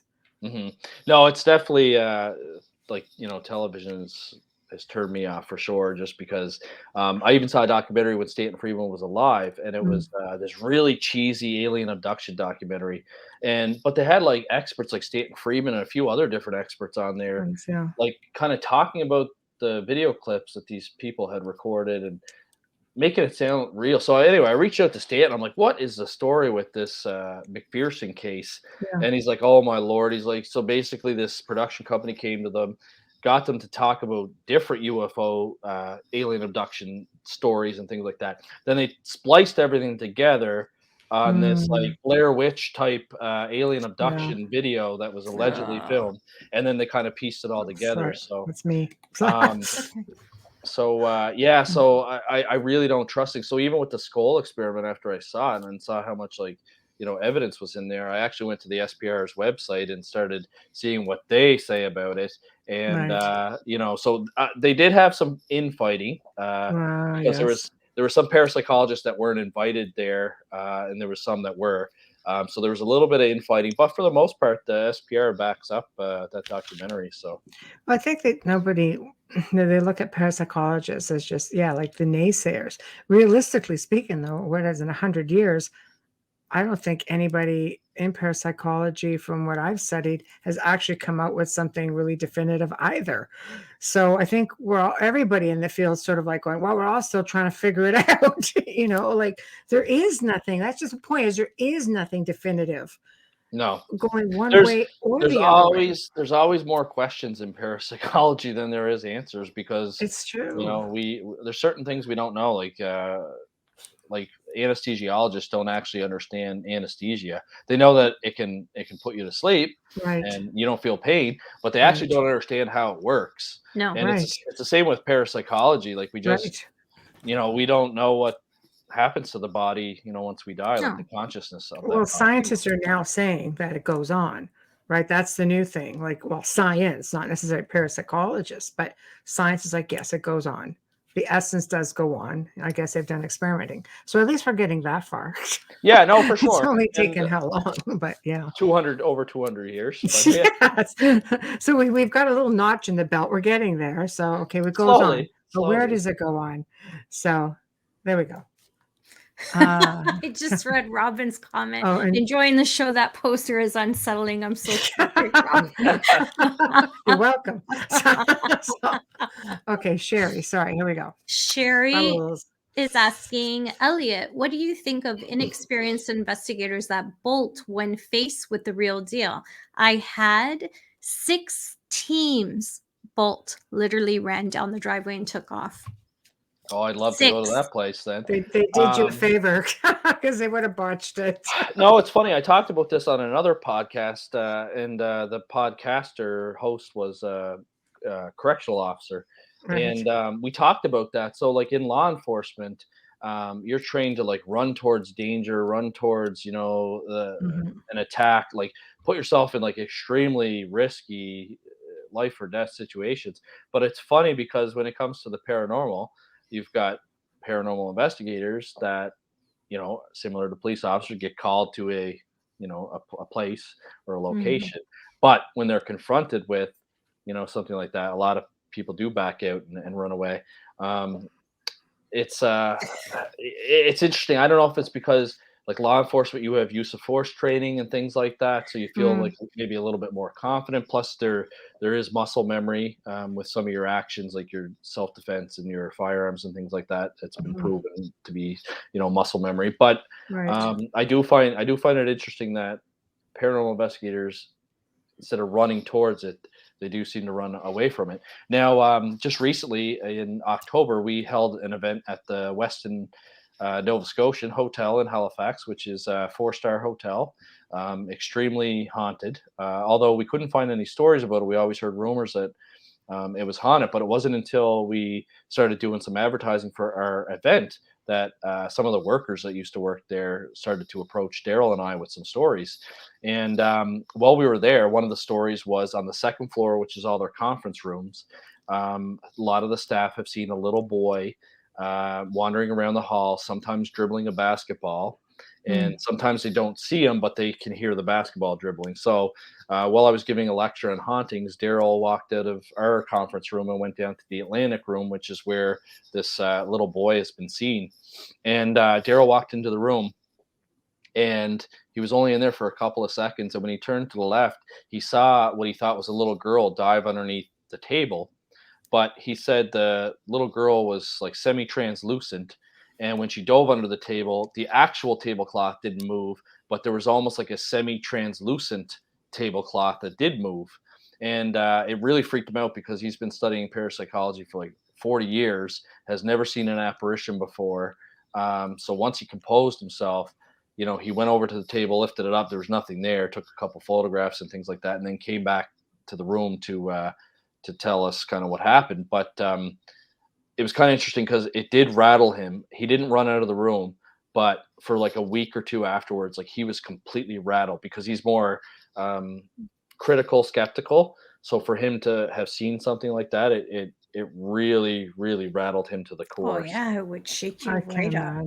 Your first experience, you never forget that. No, like he actually was retelling the story over Christmas to one of a girlfriend his or whatever, and started crying, like telling the experience. Like that's how much it affected him. And he's a professional parapsychologist that's been doing it for over 40 years. So, I don't know. It's a tough one. I haven't seen an apparition myself. I've experienced haunting characteristics. I've had footsteps approach me. I've seen doors open and close on their own. I've seen a doorknob turn while I was in a room and open the door and there's nobody on the other side. But I didn't flee. I don't know. It's I got more. Apparitions are hard. The apparition might be different. I mean, unless some people say they're not translucent. Some people that see them say that they look as real. I've had solid ones, or I thought for sure I was talking to an actual person. Then your spidey senses tick it, and you're just like, I'm gonna poke him. This is a little friendly poke and just see if he's real. One of the first stories. You could do is get upset, one of the first stories I heard about the Westin was from our dog groomer, and she used to work there when she was a late teenager. Mhm. And she said one night, so I guess the employees used to be able to rent the hotel rooms for really cheap. So she got her parents a hotel room for the night, and they hung out downtown Halifax. And then they went back to the room, ordered room service. And because she worked there, she thought, oh, I'll run the dishes down to the kitchen and kind of save them some work. And so she took the service elevator. But when she opened the service elevator, there was a man standing in there with 3/4 length black trench coat, had a black fedora. He was looking down, so she couldn't see his eyes. Oh, She's like, oh God, like, who's this guy? Should I get on this elevator? You know, she was a young, attractive 18, you're 19-year-old scared. girl. Yeah. She was nervous, so she said, you know, she's from Cape Breton, Nova Scotia, so she's extremely friendly. So she's like, hi, how's your evening going? And not a word from him, didn't even look up. Crickets. Yeah. So she made the decision, even though her gut told her not to get on the elevator. Got on the elevator, hit the kitchen floor. Elevator comes down, door opens up. She steps off, turns around to say goodnight to the guy, gone. But he was as real as you or I were. He wasn't translucent or anything like that. And the only way that it had to be a ghost, because he wasn't Yeah. pulling a Bruce Willis going up the shaft while she's Right. in there, Right. you know, going down a couple floors. I mean, it had to be an apparition. So For those of you Right. non-fans, Die Hard is That's what right. That's right. he's referencing. I'm the pulp culture queen, so I'm Yeah. just saying. Hey. Hi, Speaking of Brian. Oh, Hi, there's Brian. Hi, Brian. Another question for you. Go Yeah. ahead. Thank you. Dave Petrella asks, hi, Elliott. The thoughts on Oak Island. Have you been? What is your feeling on the energy there? That's a good question. We've never asked you. Yeah, no, you know, you haven't. Yeah, Oak Island's only about 35 minutes from where I live. So I've been there a few times. Before, you could not even go on the island. That's before the TV show. It was always blocked off. And then now with the TV show, if they're not filming, they'll let you go onto the island, but you basically can only go to like a little tourist thing that they set up. And Right. it is kind of cool. It's like a unofficial museum, and they've got all the different artifacts that they found. Like there's a couple of coins and some like spearheads and things like that Yeah. set up there. It's really really cool, but they're still really strict on access to the island, Right. especially like I said, when they're filming, they won't even let you go on the island. Right. But it's I didn't get like a bad vibe on the island. I get like a really like excited feeling. Like it's kind of cool. It's exciting. It'd be neat to like. It's not all heavy because it's being so disturbed or disrupted. Like No, not imagine at all. the native energy, like our indigenous community up there, you know, everything they're finding that they're not allowed to touch. You would think that that would be almost taboo, because that's land that they don't want disturbed. Yeah, and they've been digging that for years. I mean, they do find like Yes. interesting things. Like they have Yes. found Yeah. coins and things like that, but Sure. they Yeah. haven't found the big treasure. Yeah. That they told us. Are we ever gonna find that treasure? Jesus, how many seasons in are we? I'm getting frustrated. Quite a I have few. never watched an episode beginning to end. I've only caught clips of it. I think I'm the only person that hasn't seen it in this field. I don't I know. just have Wayne going blah blah blah blah blah blah blah, and I, 2 I, seasons later, blah blah blah blah blah. And looks at me. I'm like, all right, you were right. Yeah. Yeah, I've seen like the sporadic episodes, but there was one cool Yeah. episode where they brought in divers that are trained to work in like confined spaces, and Yeah. they tried to send them down to like one of the areas that Season. flooded, but it's so dark and dingy down there, you couldn't really see anything. You Oh, should that's watch. true. Sorry, you should watch season 1 to 9 and write down how many things they've found in 9 seasons. It's not the treasure, I can assure you of that, because I've watched it. That's a lot of TV time. Wow. It's is. really getting to that point. You think you're getting close, you're getting excited. That's a lot of And sponsors. next week, oh, come on. So, It is. yeah, but yeah. Oh. Okay, put that one back. Yeah, Brian's asking, Elliott, have you ever checked out the Five Fishermen restaurant in Halley? Oh yes, I love that place. Awesome seafood restaurant if you like seafood. It's probably one of the best restaurants in Halifax. Can you explain, for those who don't know about it, what the attraction is there that would bring you there, aside from the food? Well, it does have a history, which I'll go into in a sec, but it's one of the more popular, expensive restaurants in Halifax. Right. Very beautiful inside. They've renovated lots of times, but it has kind of a dark history. It used to be a funeral home, and it has housed bodies from both the Halifax explosion and Mm-hmm. from the Mm-hmm. Titanic. Mm-hmm. It does have a lot of history. Right. There's I've always heard that if a male goes to the male bathroom, which is kind of like on the second floor of the restaurant, and you kind of have to go like up a stairwell, that a lot of people report being grabbed or attacked Right. by something. But while I was eating there one time, I always throw it out to the waiters or waitresses that are working there, and I asked if they had any experiences. And the guy that was serving me a couple years ago said that he hadn't, but he pointed to the bartender and said that his friend did.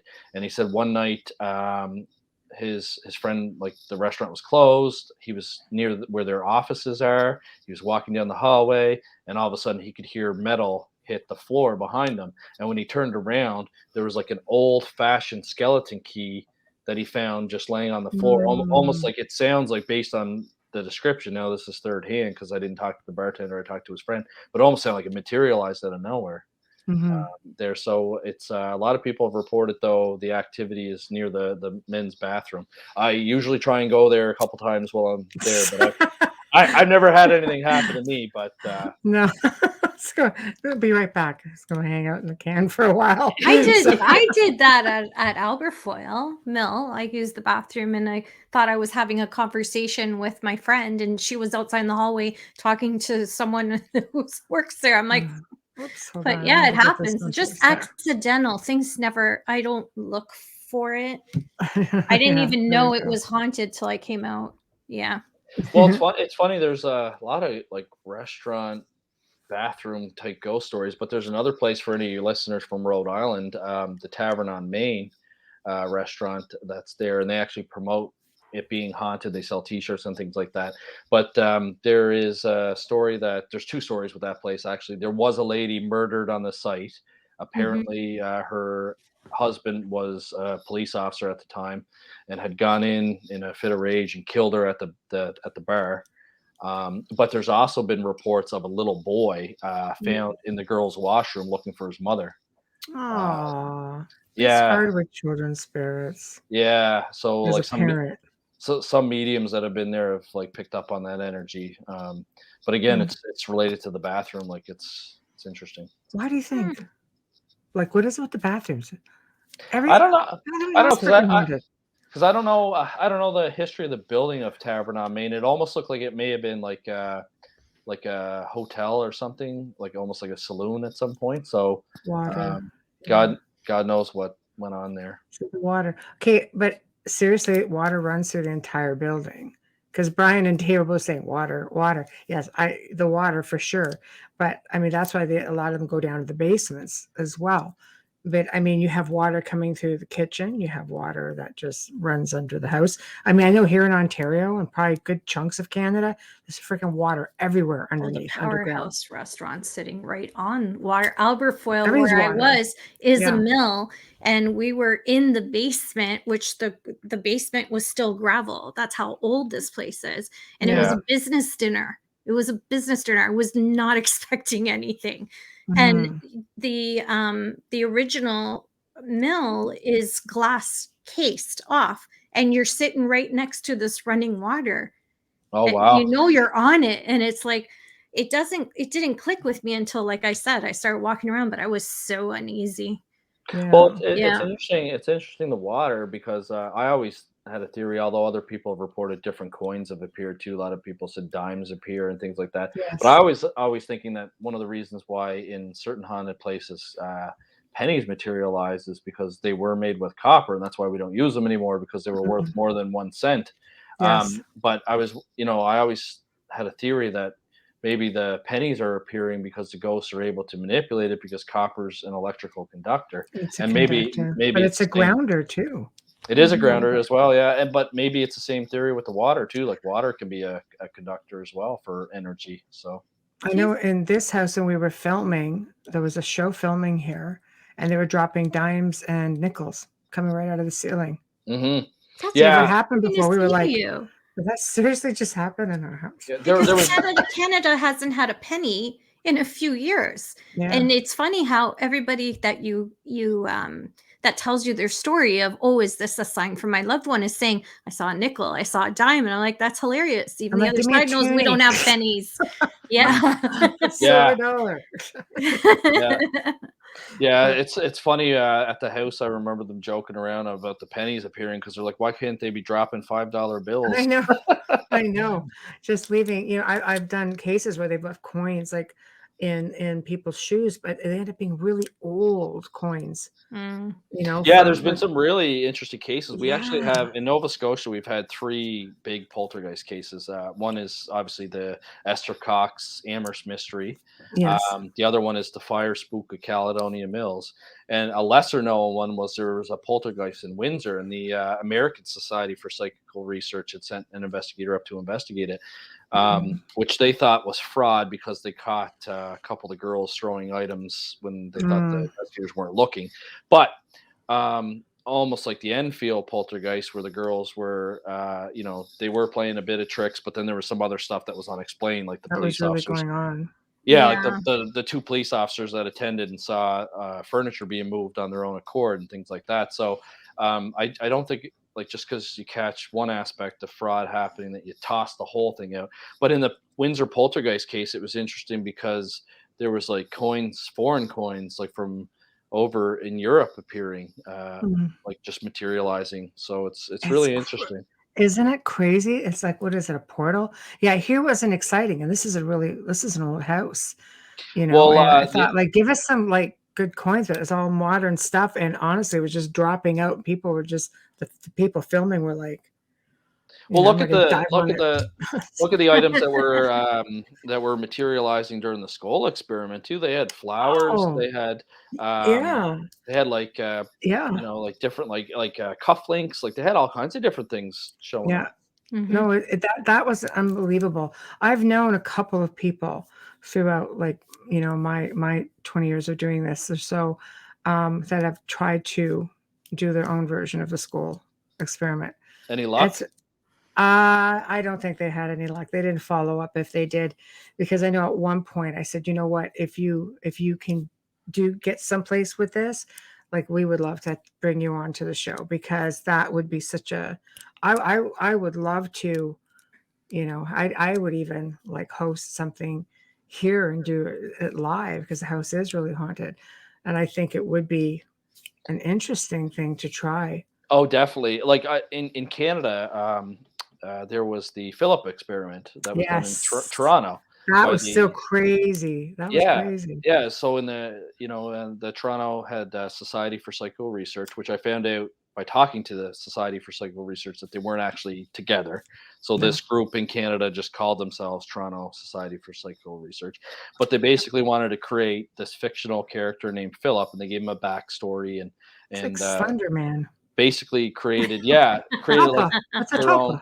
Their own poltergeist, basically. Yeah. And they sent the wraps off to be analyzed, and the acoustics from the wraps were different than a normal wrap on the table. Wow. And it's the same with the knocks from Enfield as well. They analyzed those, and they were different as well, right, compared to normal knocks. So it's really interesting.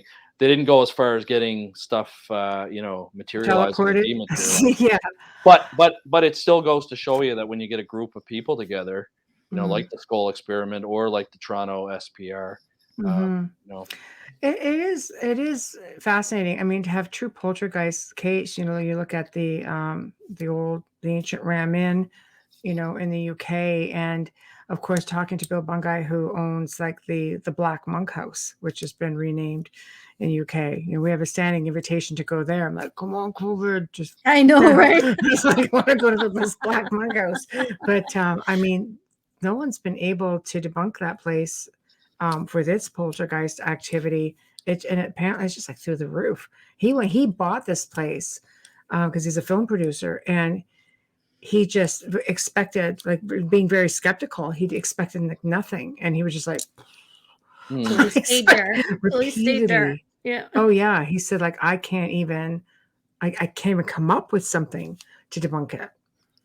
Is there any place, like, once kind of COVID settles down, that you guys are planning on going to? Or I would do the Black Monk House. That would be a good one. I want to get back to Europe. I love going out there. So, we're actually looking to buy a house at one point before We this. need, wow. we need to take a stroll through Scotland. I love Scotland. Yeah, a little I stroll. love Scotland. Just a I little know. stroll. Yeah, I I'd know. love to get over there myself, and It's beautiful. I've never been over there, but I mean they have such a haunted history as well. I mean there's They do. inns and hotels and Too. taverns and so many. Whenever I travel, I try to stay in someplace haunted. I did when I was in Scotland, on my last trip, and then down into the south of France, and it was the same. It's always exciting when you're just laying there and you see somebody walking around, like, because you can see under the door. Someone's walking, open the door, you're all excited. It's like nobody's there. It's like close it, do it again. It's a lot of fun. I made it doesn't take much to amuse me. I made a mistake once. After Sarah and I had Meadow, we decided that was enough. So I wanted to get a vasectomy, but they did like a no needle, no scalpel vasectomy in New Brunswick. So we had to travel from Nova Scotia to New Brunswick. So I booked an Airbnb, and this was like a home that was built in the 1800s. It had like the historical plaque on it. And so I messaged the owners, like me being me, and I'm just like, hey, like coming to stay at your place, like just wondering if anything like strange has happened there or whatever. And they wrote back like, well, what do you mean strange? So I explained. I will elaborate. Yeah, I explained to them, paranormal investigator and this and that. Oh my Lord, they went up one side, me down the other. They said, no, nothing strange has ever happened there. None of our guests have ever reported anything there. Didn't want to talk about it. They're like, we don't want any of that brought here. And I'm like, okay. I was like just asking. And Sarah's like, Elliott, you're gonna get us kicked out. We're not even there yet. And then at least meet the people first, Elliott. And then I've never had this happen, like, because I don't stay at too many Airbnbs, but like the guy showed up about a half hour after we checked in. So I think he was like coming to make sure like I didn't have like a Ouija board out. Oh, this is true. You're gonna stir shit up and bring but something the place was really cool. Like it had like it had a games room and like a pool table in it. And it was like a really nice. The floor was original, and but we slept there and like nothing happened that night. But I hate that when you have all these maybe that's the problem. It's having those high expectations because you hear all these stories. And I'll specifically go stay someplace, like when I was in Romania, I'm thinking, oh, this is it. We got a million freaking recordings. The Haunted Forest did not disappoint. I'll say that was phenomenal experiences. The hotel after, phenomenal experiences. But I'm in some of the most haunted places. I'm thinking, okay, I'm staying in a little place not far from Bran Castle. This is really exciting. And I had, nothing. And then another morning, it's just that something's right in my ear going, pshaw. It's like that, like right in my ear. I jumped out of bed, startled me. I thought it was, my girlfriend, Melissa. And I look at her, and you can't wake her up. A train can't wake that girl up. And I'm looking at her, I'm all foul because it was like 6:30 in the morning. It's like, we're not morning people. You needed your Folgers, Michelle. I needed my freaking Folgers. Yes. Exactly. I couldn't find a Folgers out there to save my own life.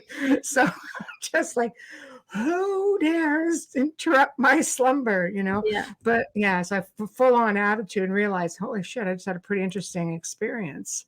But I think we go in there with such high expectations. Maybe it's that high expectation that, they're like, oh, no element of surprise here. So we're just going to give you nothing. Yeah. And there have been studies done too, where if people are primed about a location that they, there's been multiple different results. Sometimes, you're more apt to experience something. Other times you're actually not. Right. But they have done lots of studies where it shows people that are believers in the paranormal tend to have more experiences than non-believers, which is interesting. Well, maybe it's because we're more open-minded. Possibly. Oh, we're definitely more open-minded, though, for sure. Maybe it's like, where that non-believer is going to say, oh, the house is settling. Whereas a paranormal person could say, hell no, that was this, or this. Meanwhile, it was a house that was a paranormal person. If they see something or suspect something's moving, a paranormal person will mark a glass on a counter or a table. With the camera phone out. Yeah.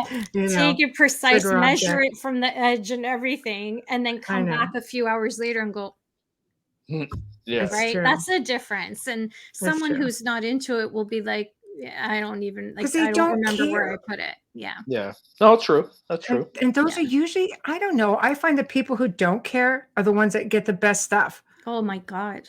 Yeah. And Yeah. No, then they that's just kinda true. go, "It was nothing." They have the best experiences. Look at They your friend, they full do. full body apparition and I all the. know. It's Well, like that's what I what? told him. I said I would have Yeah. loved to have witnessed that, and Yeah. but it wasn't meant for me. So I know, That's rare though. it Full is. body is rare. That's a Oh, gift. not a mm, lot of people, throughout, I think, people I've met throughout working in this field, and they're just like, it's always a You husband know, too. The wife's just like, "Oh, I just dragged him along here and blah, blah, blah," and the husband's like, meanwhile, the husband's having these phenomenal experiences. I remember doing a ghost tour at one time. I was hosting, and I see this man just standing there, frozen in fear, and I'm like, the wife's like, I don't know. He's been gone for about 10 minutes. I'm like, oh, I'll go find him, whatever, right? And yeah. he's standing there with his arm out, and he's frozen in fear. And I'm like, you okay? And all I got was this dire, something has my hand. I'm just like, how do you feel about that? It's okay. Meanwhile, the story of the area was there was a little child spirit, and she would go around and she would grab adults' hands Mm, or hold on to their shirt, and I'm like, sweet and he goes, actually. I don't know what to do. I'm just like, just pull it back. He snatches it and checks to make sure all his digits are there. And I'm just like, That it's is hilarious. extremely extreme. But I'm just like, okay, I promise you, your hand is still attached. Your fingers all still work. Wiggle them around. But if he was just like, he just looked and he goes, because my wife bugs me to come to these sort of things all the time. Because I never in my life have had experience. And he goes, those are cold little fingers that just had his fingers bunched up. And he goes, and it was amazing experience. But that's again, really cool. he comes in with the attitude of, I don't believe it. I want nothing to do with it. Changed him. I'm just here to humor my wife because she bothers me to do this stuff all the time. And it's Mhm. usually how it happens. Well, it was fun. It was funny you mentioned that too at our event. There was a lot of couples that came, and so we asked. Daryl and I just asked why people had come to the event or whatever. All the guys, every single guy there said that it's because their wife dragged them to it. That's the same thing though. That's what I mean. My wife Yeah, just bothers me, harasses me into coming. So here I am. It's like, well, yeah. thanks for gracing us with your presence. Like, Oh yeah, yeah, but the best stuff happens to these guys. yeah. But It's true. I think they have great visuals because the spirits have to try even harder because yeah, they're not as sensitive. So they really have to manifest yeah. something where someone who's sensitive will catch that shimmery and know what it is. So Yeah. sometimes I wonder if it's got anything to do with that. I don't know. Shimmery things in my experience, I've had shimmery things, and they're usually extraterrestrials. Yeah. Hmm. You know what I mean? Like a faint apparition or Yeah. a partial apparition Maybe. is very common for mediums over. Mhm. And then you see people who are, they're probably in tune and like everyone is, but they don't use it. And then all of a sudden they get the full body apparitions. It's like, what the hell, right? But Yeah. they No, would have that's to true. manifest and work so much harder to get that and probably takes longer. So that could be why they're getting the full one because they're like, hey, you don't see me, where mediums will see that faint and start communicating and they don't have to keep working at it. Mm. I don't know. It's Yeah. a thought. Well, it's definitely a puzzle we'd like to solve. Is why do some show up as partial? Why do some show up as full apparitions? Why are some translucent? Why are some like a lot of people have seen a full Energy. body I've seen them apparition? all. Like Well, I'm yeah, very fortunate that way, But it but takes a lot of energy to it does. manifest. Maybe it comes down to something as simple as that's all the energy they have to muster up.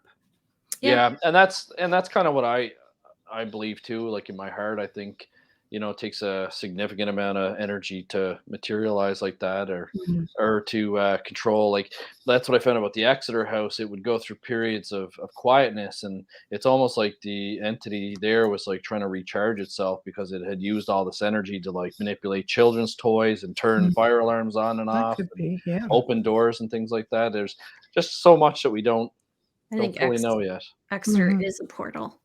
Just Exeter has a lot of stuff. I noticed Dave asked about Sherbrooke, Nova Scotia, but there is Daryl and I have been kind of looking into. It's almost like the Massachusetts Bridgewater Triangle, but there's almost like a triangle of paranormal activity up around the Sherbrooke, There is. New Glasgow, Antigonish area. So once we get our paranormal case map live on the website, it'll be interesting to plug in people's stories and experiences there and see kind of what shows up on the data. That would be one that I'd really be interested in following along, because that is an active area, but there is a triangle said to be up there, and there's a lot of stuff. There's a lot of reports up there. You know, things going missing, UFOs being seen. UFOs. There's been I said, I think the Bigfoot sighting was up there. Yeah. Caledonia Mills, where the fire spook was, would have fell in there. So in there too. That's nuts though. But so this is that time again. So this is a part of the show, of course, where it's always sad because we're always having a good time when you come on, but you get to promote yourself and what you have coming up, and what you're planning on doing, and just promote. How can people find you, and how can they find your books? Yeah, the best way to find me is just our website. It's Paranormal Phenomena Research and Investigation. So it's ppri.net. Right. It's got our contact form. It's got my biography. It's got a store section which leads you to links to my books. You can also get my books on Amazon, Chapter's website, and Barnes and Noble. If you're in the States, you can get it through their website as well. Don't really have any like projects on the go per se, just a couple of investigations that we're working on. And how can people reach you if they have a story they want to share, if they need your assistance or your expertise?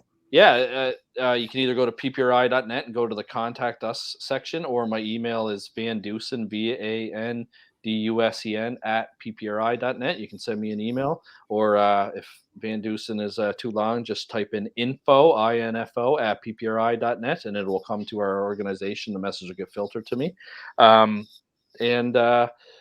The books, I spend more money on PPRI than I do selling books. So any book sales I get, the money probably is just going to go back into PPRI anyway. We always buy new equipments, or we like this investigation coming up, for example, we have to travel and things like that. So there's always expenses involved in the investigation. Of course. Yeah. That's always to a good cause.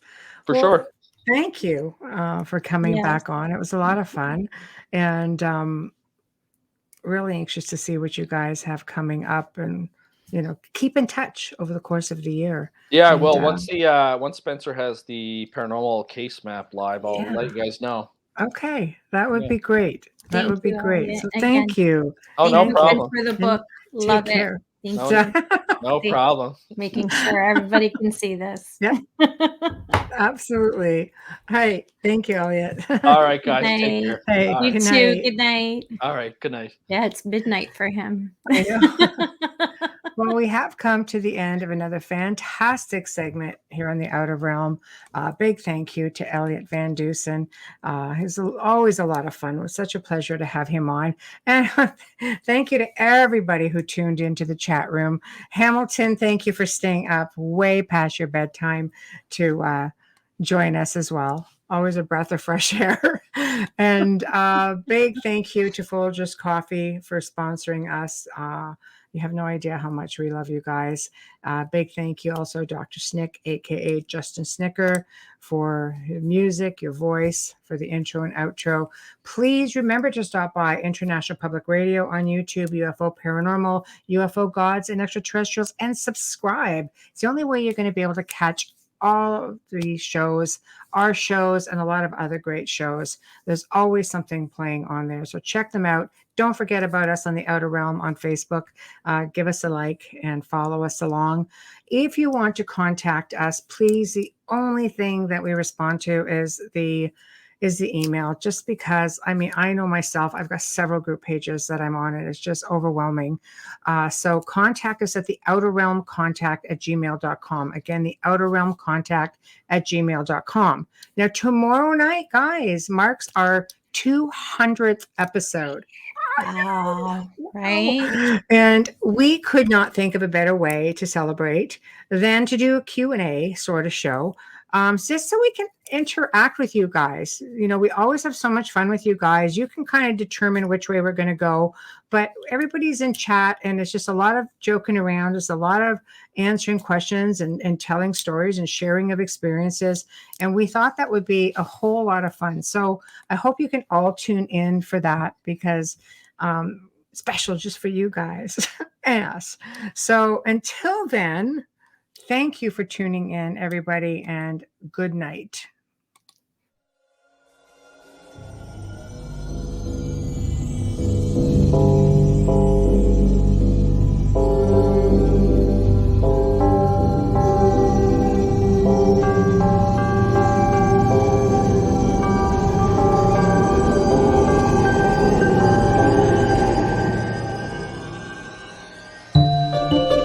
You have been listening to The Outer Realm with Michelle DeRoche and Amelia Pisano, airing live every Wednesday and Thursday evening, 9 to 11 p.m. Eastern, 8 to 10 p.m. Central, on the United Public Radio Network, 105.3 FM in New Orleans.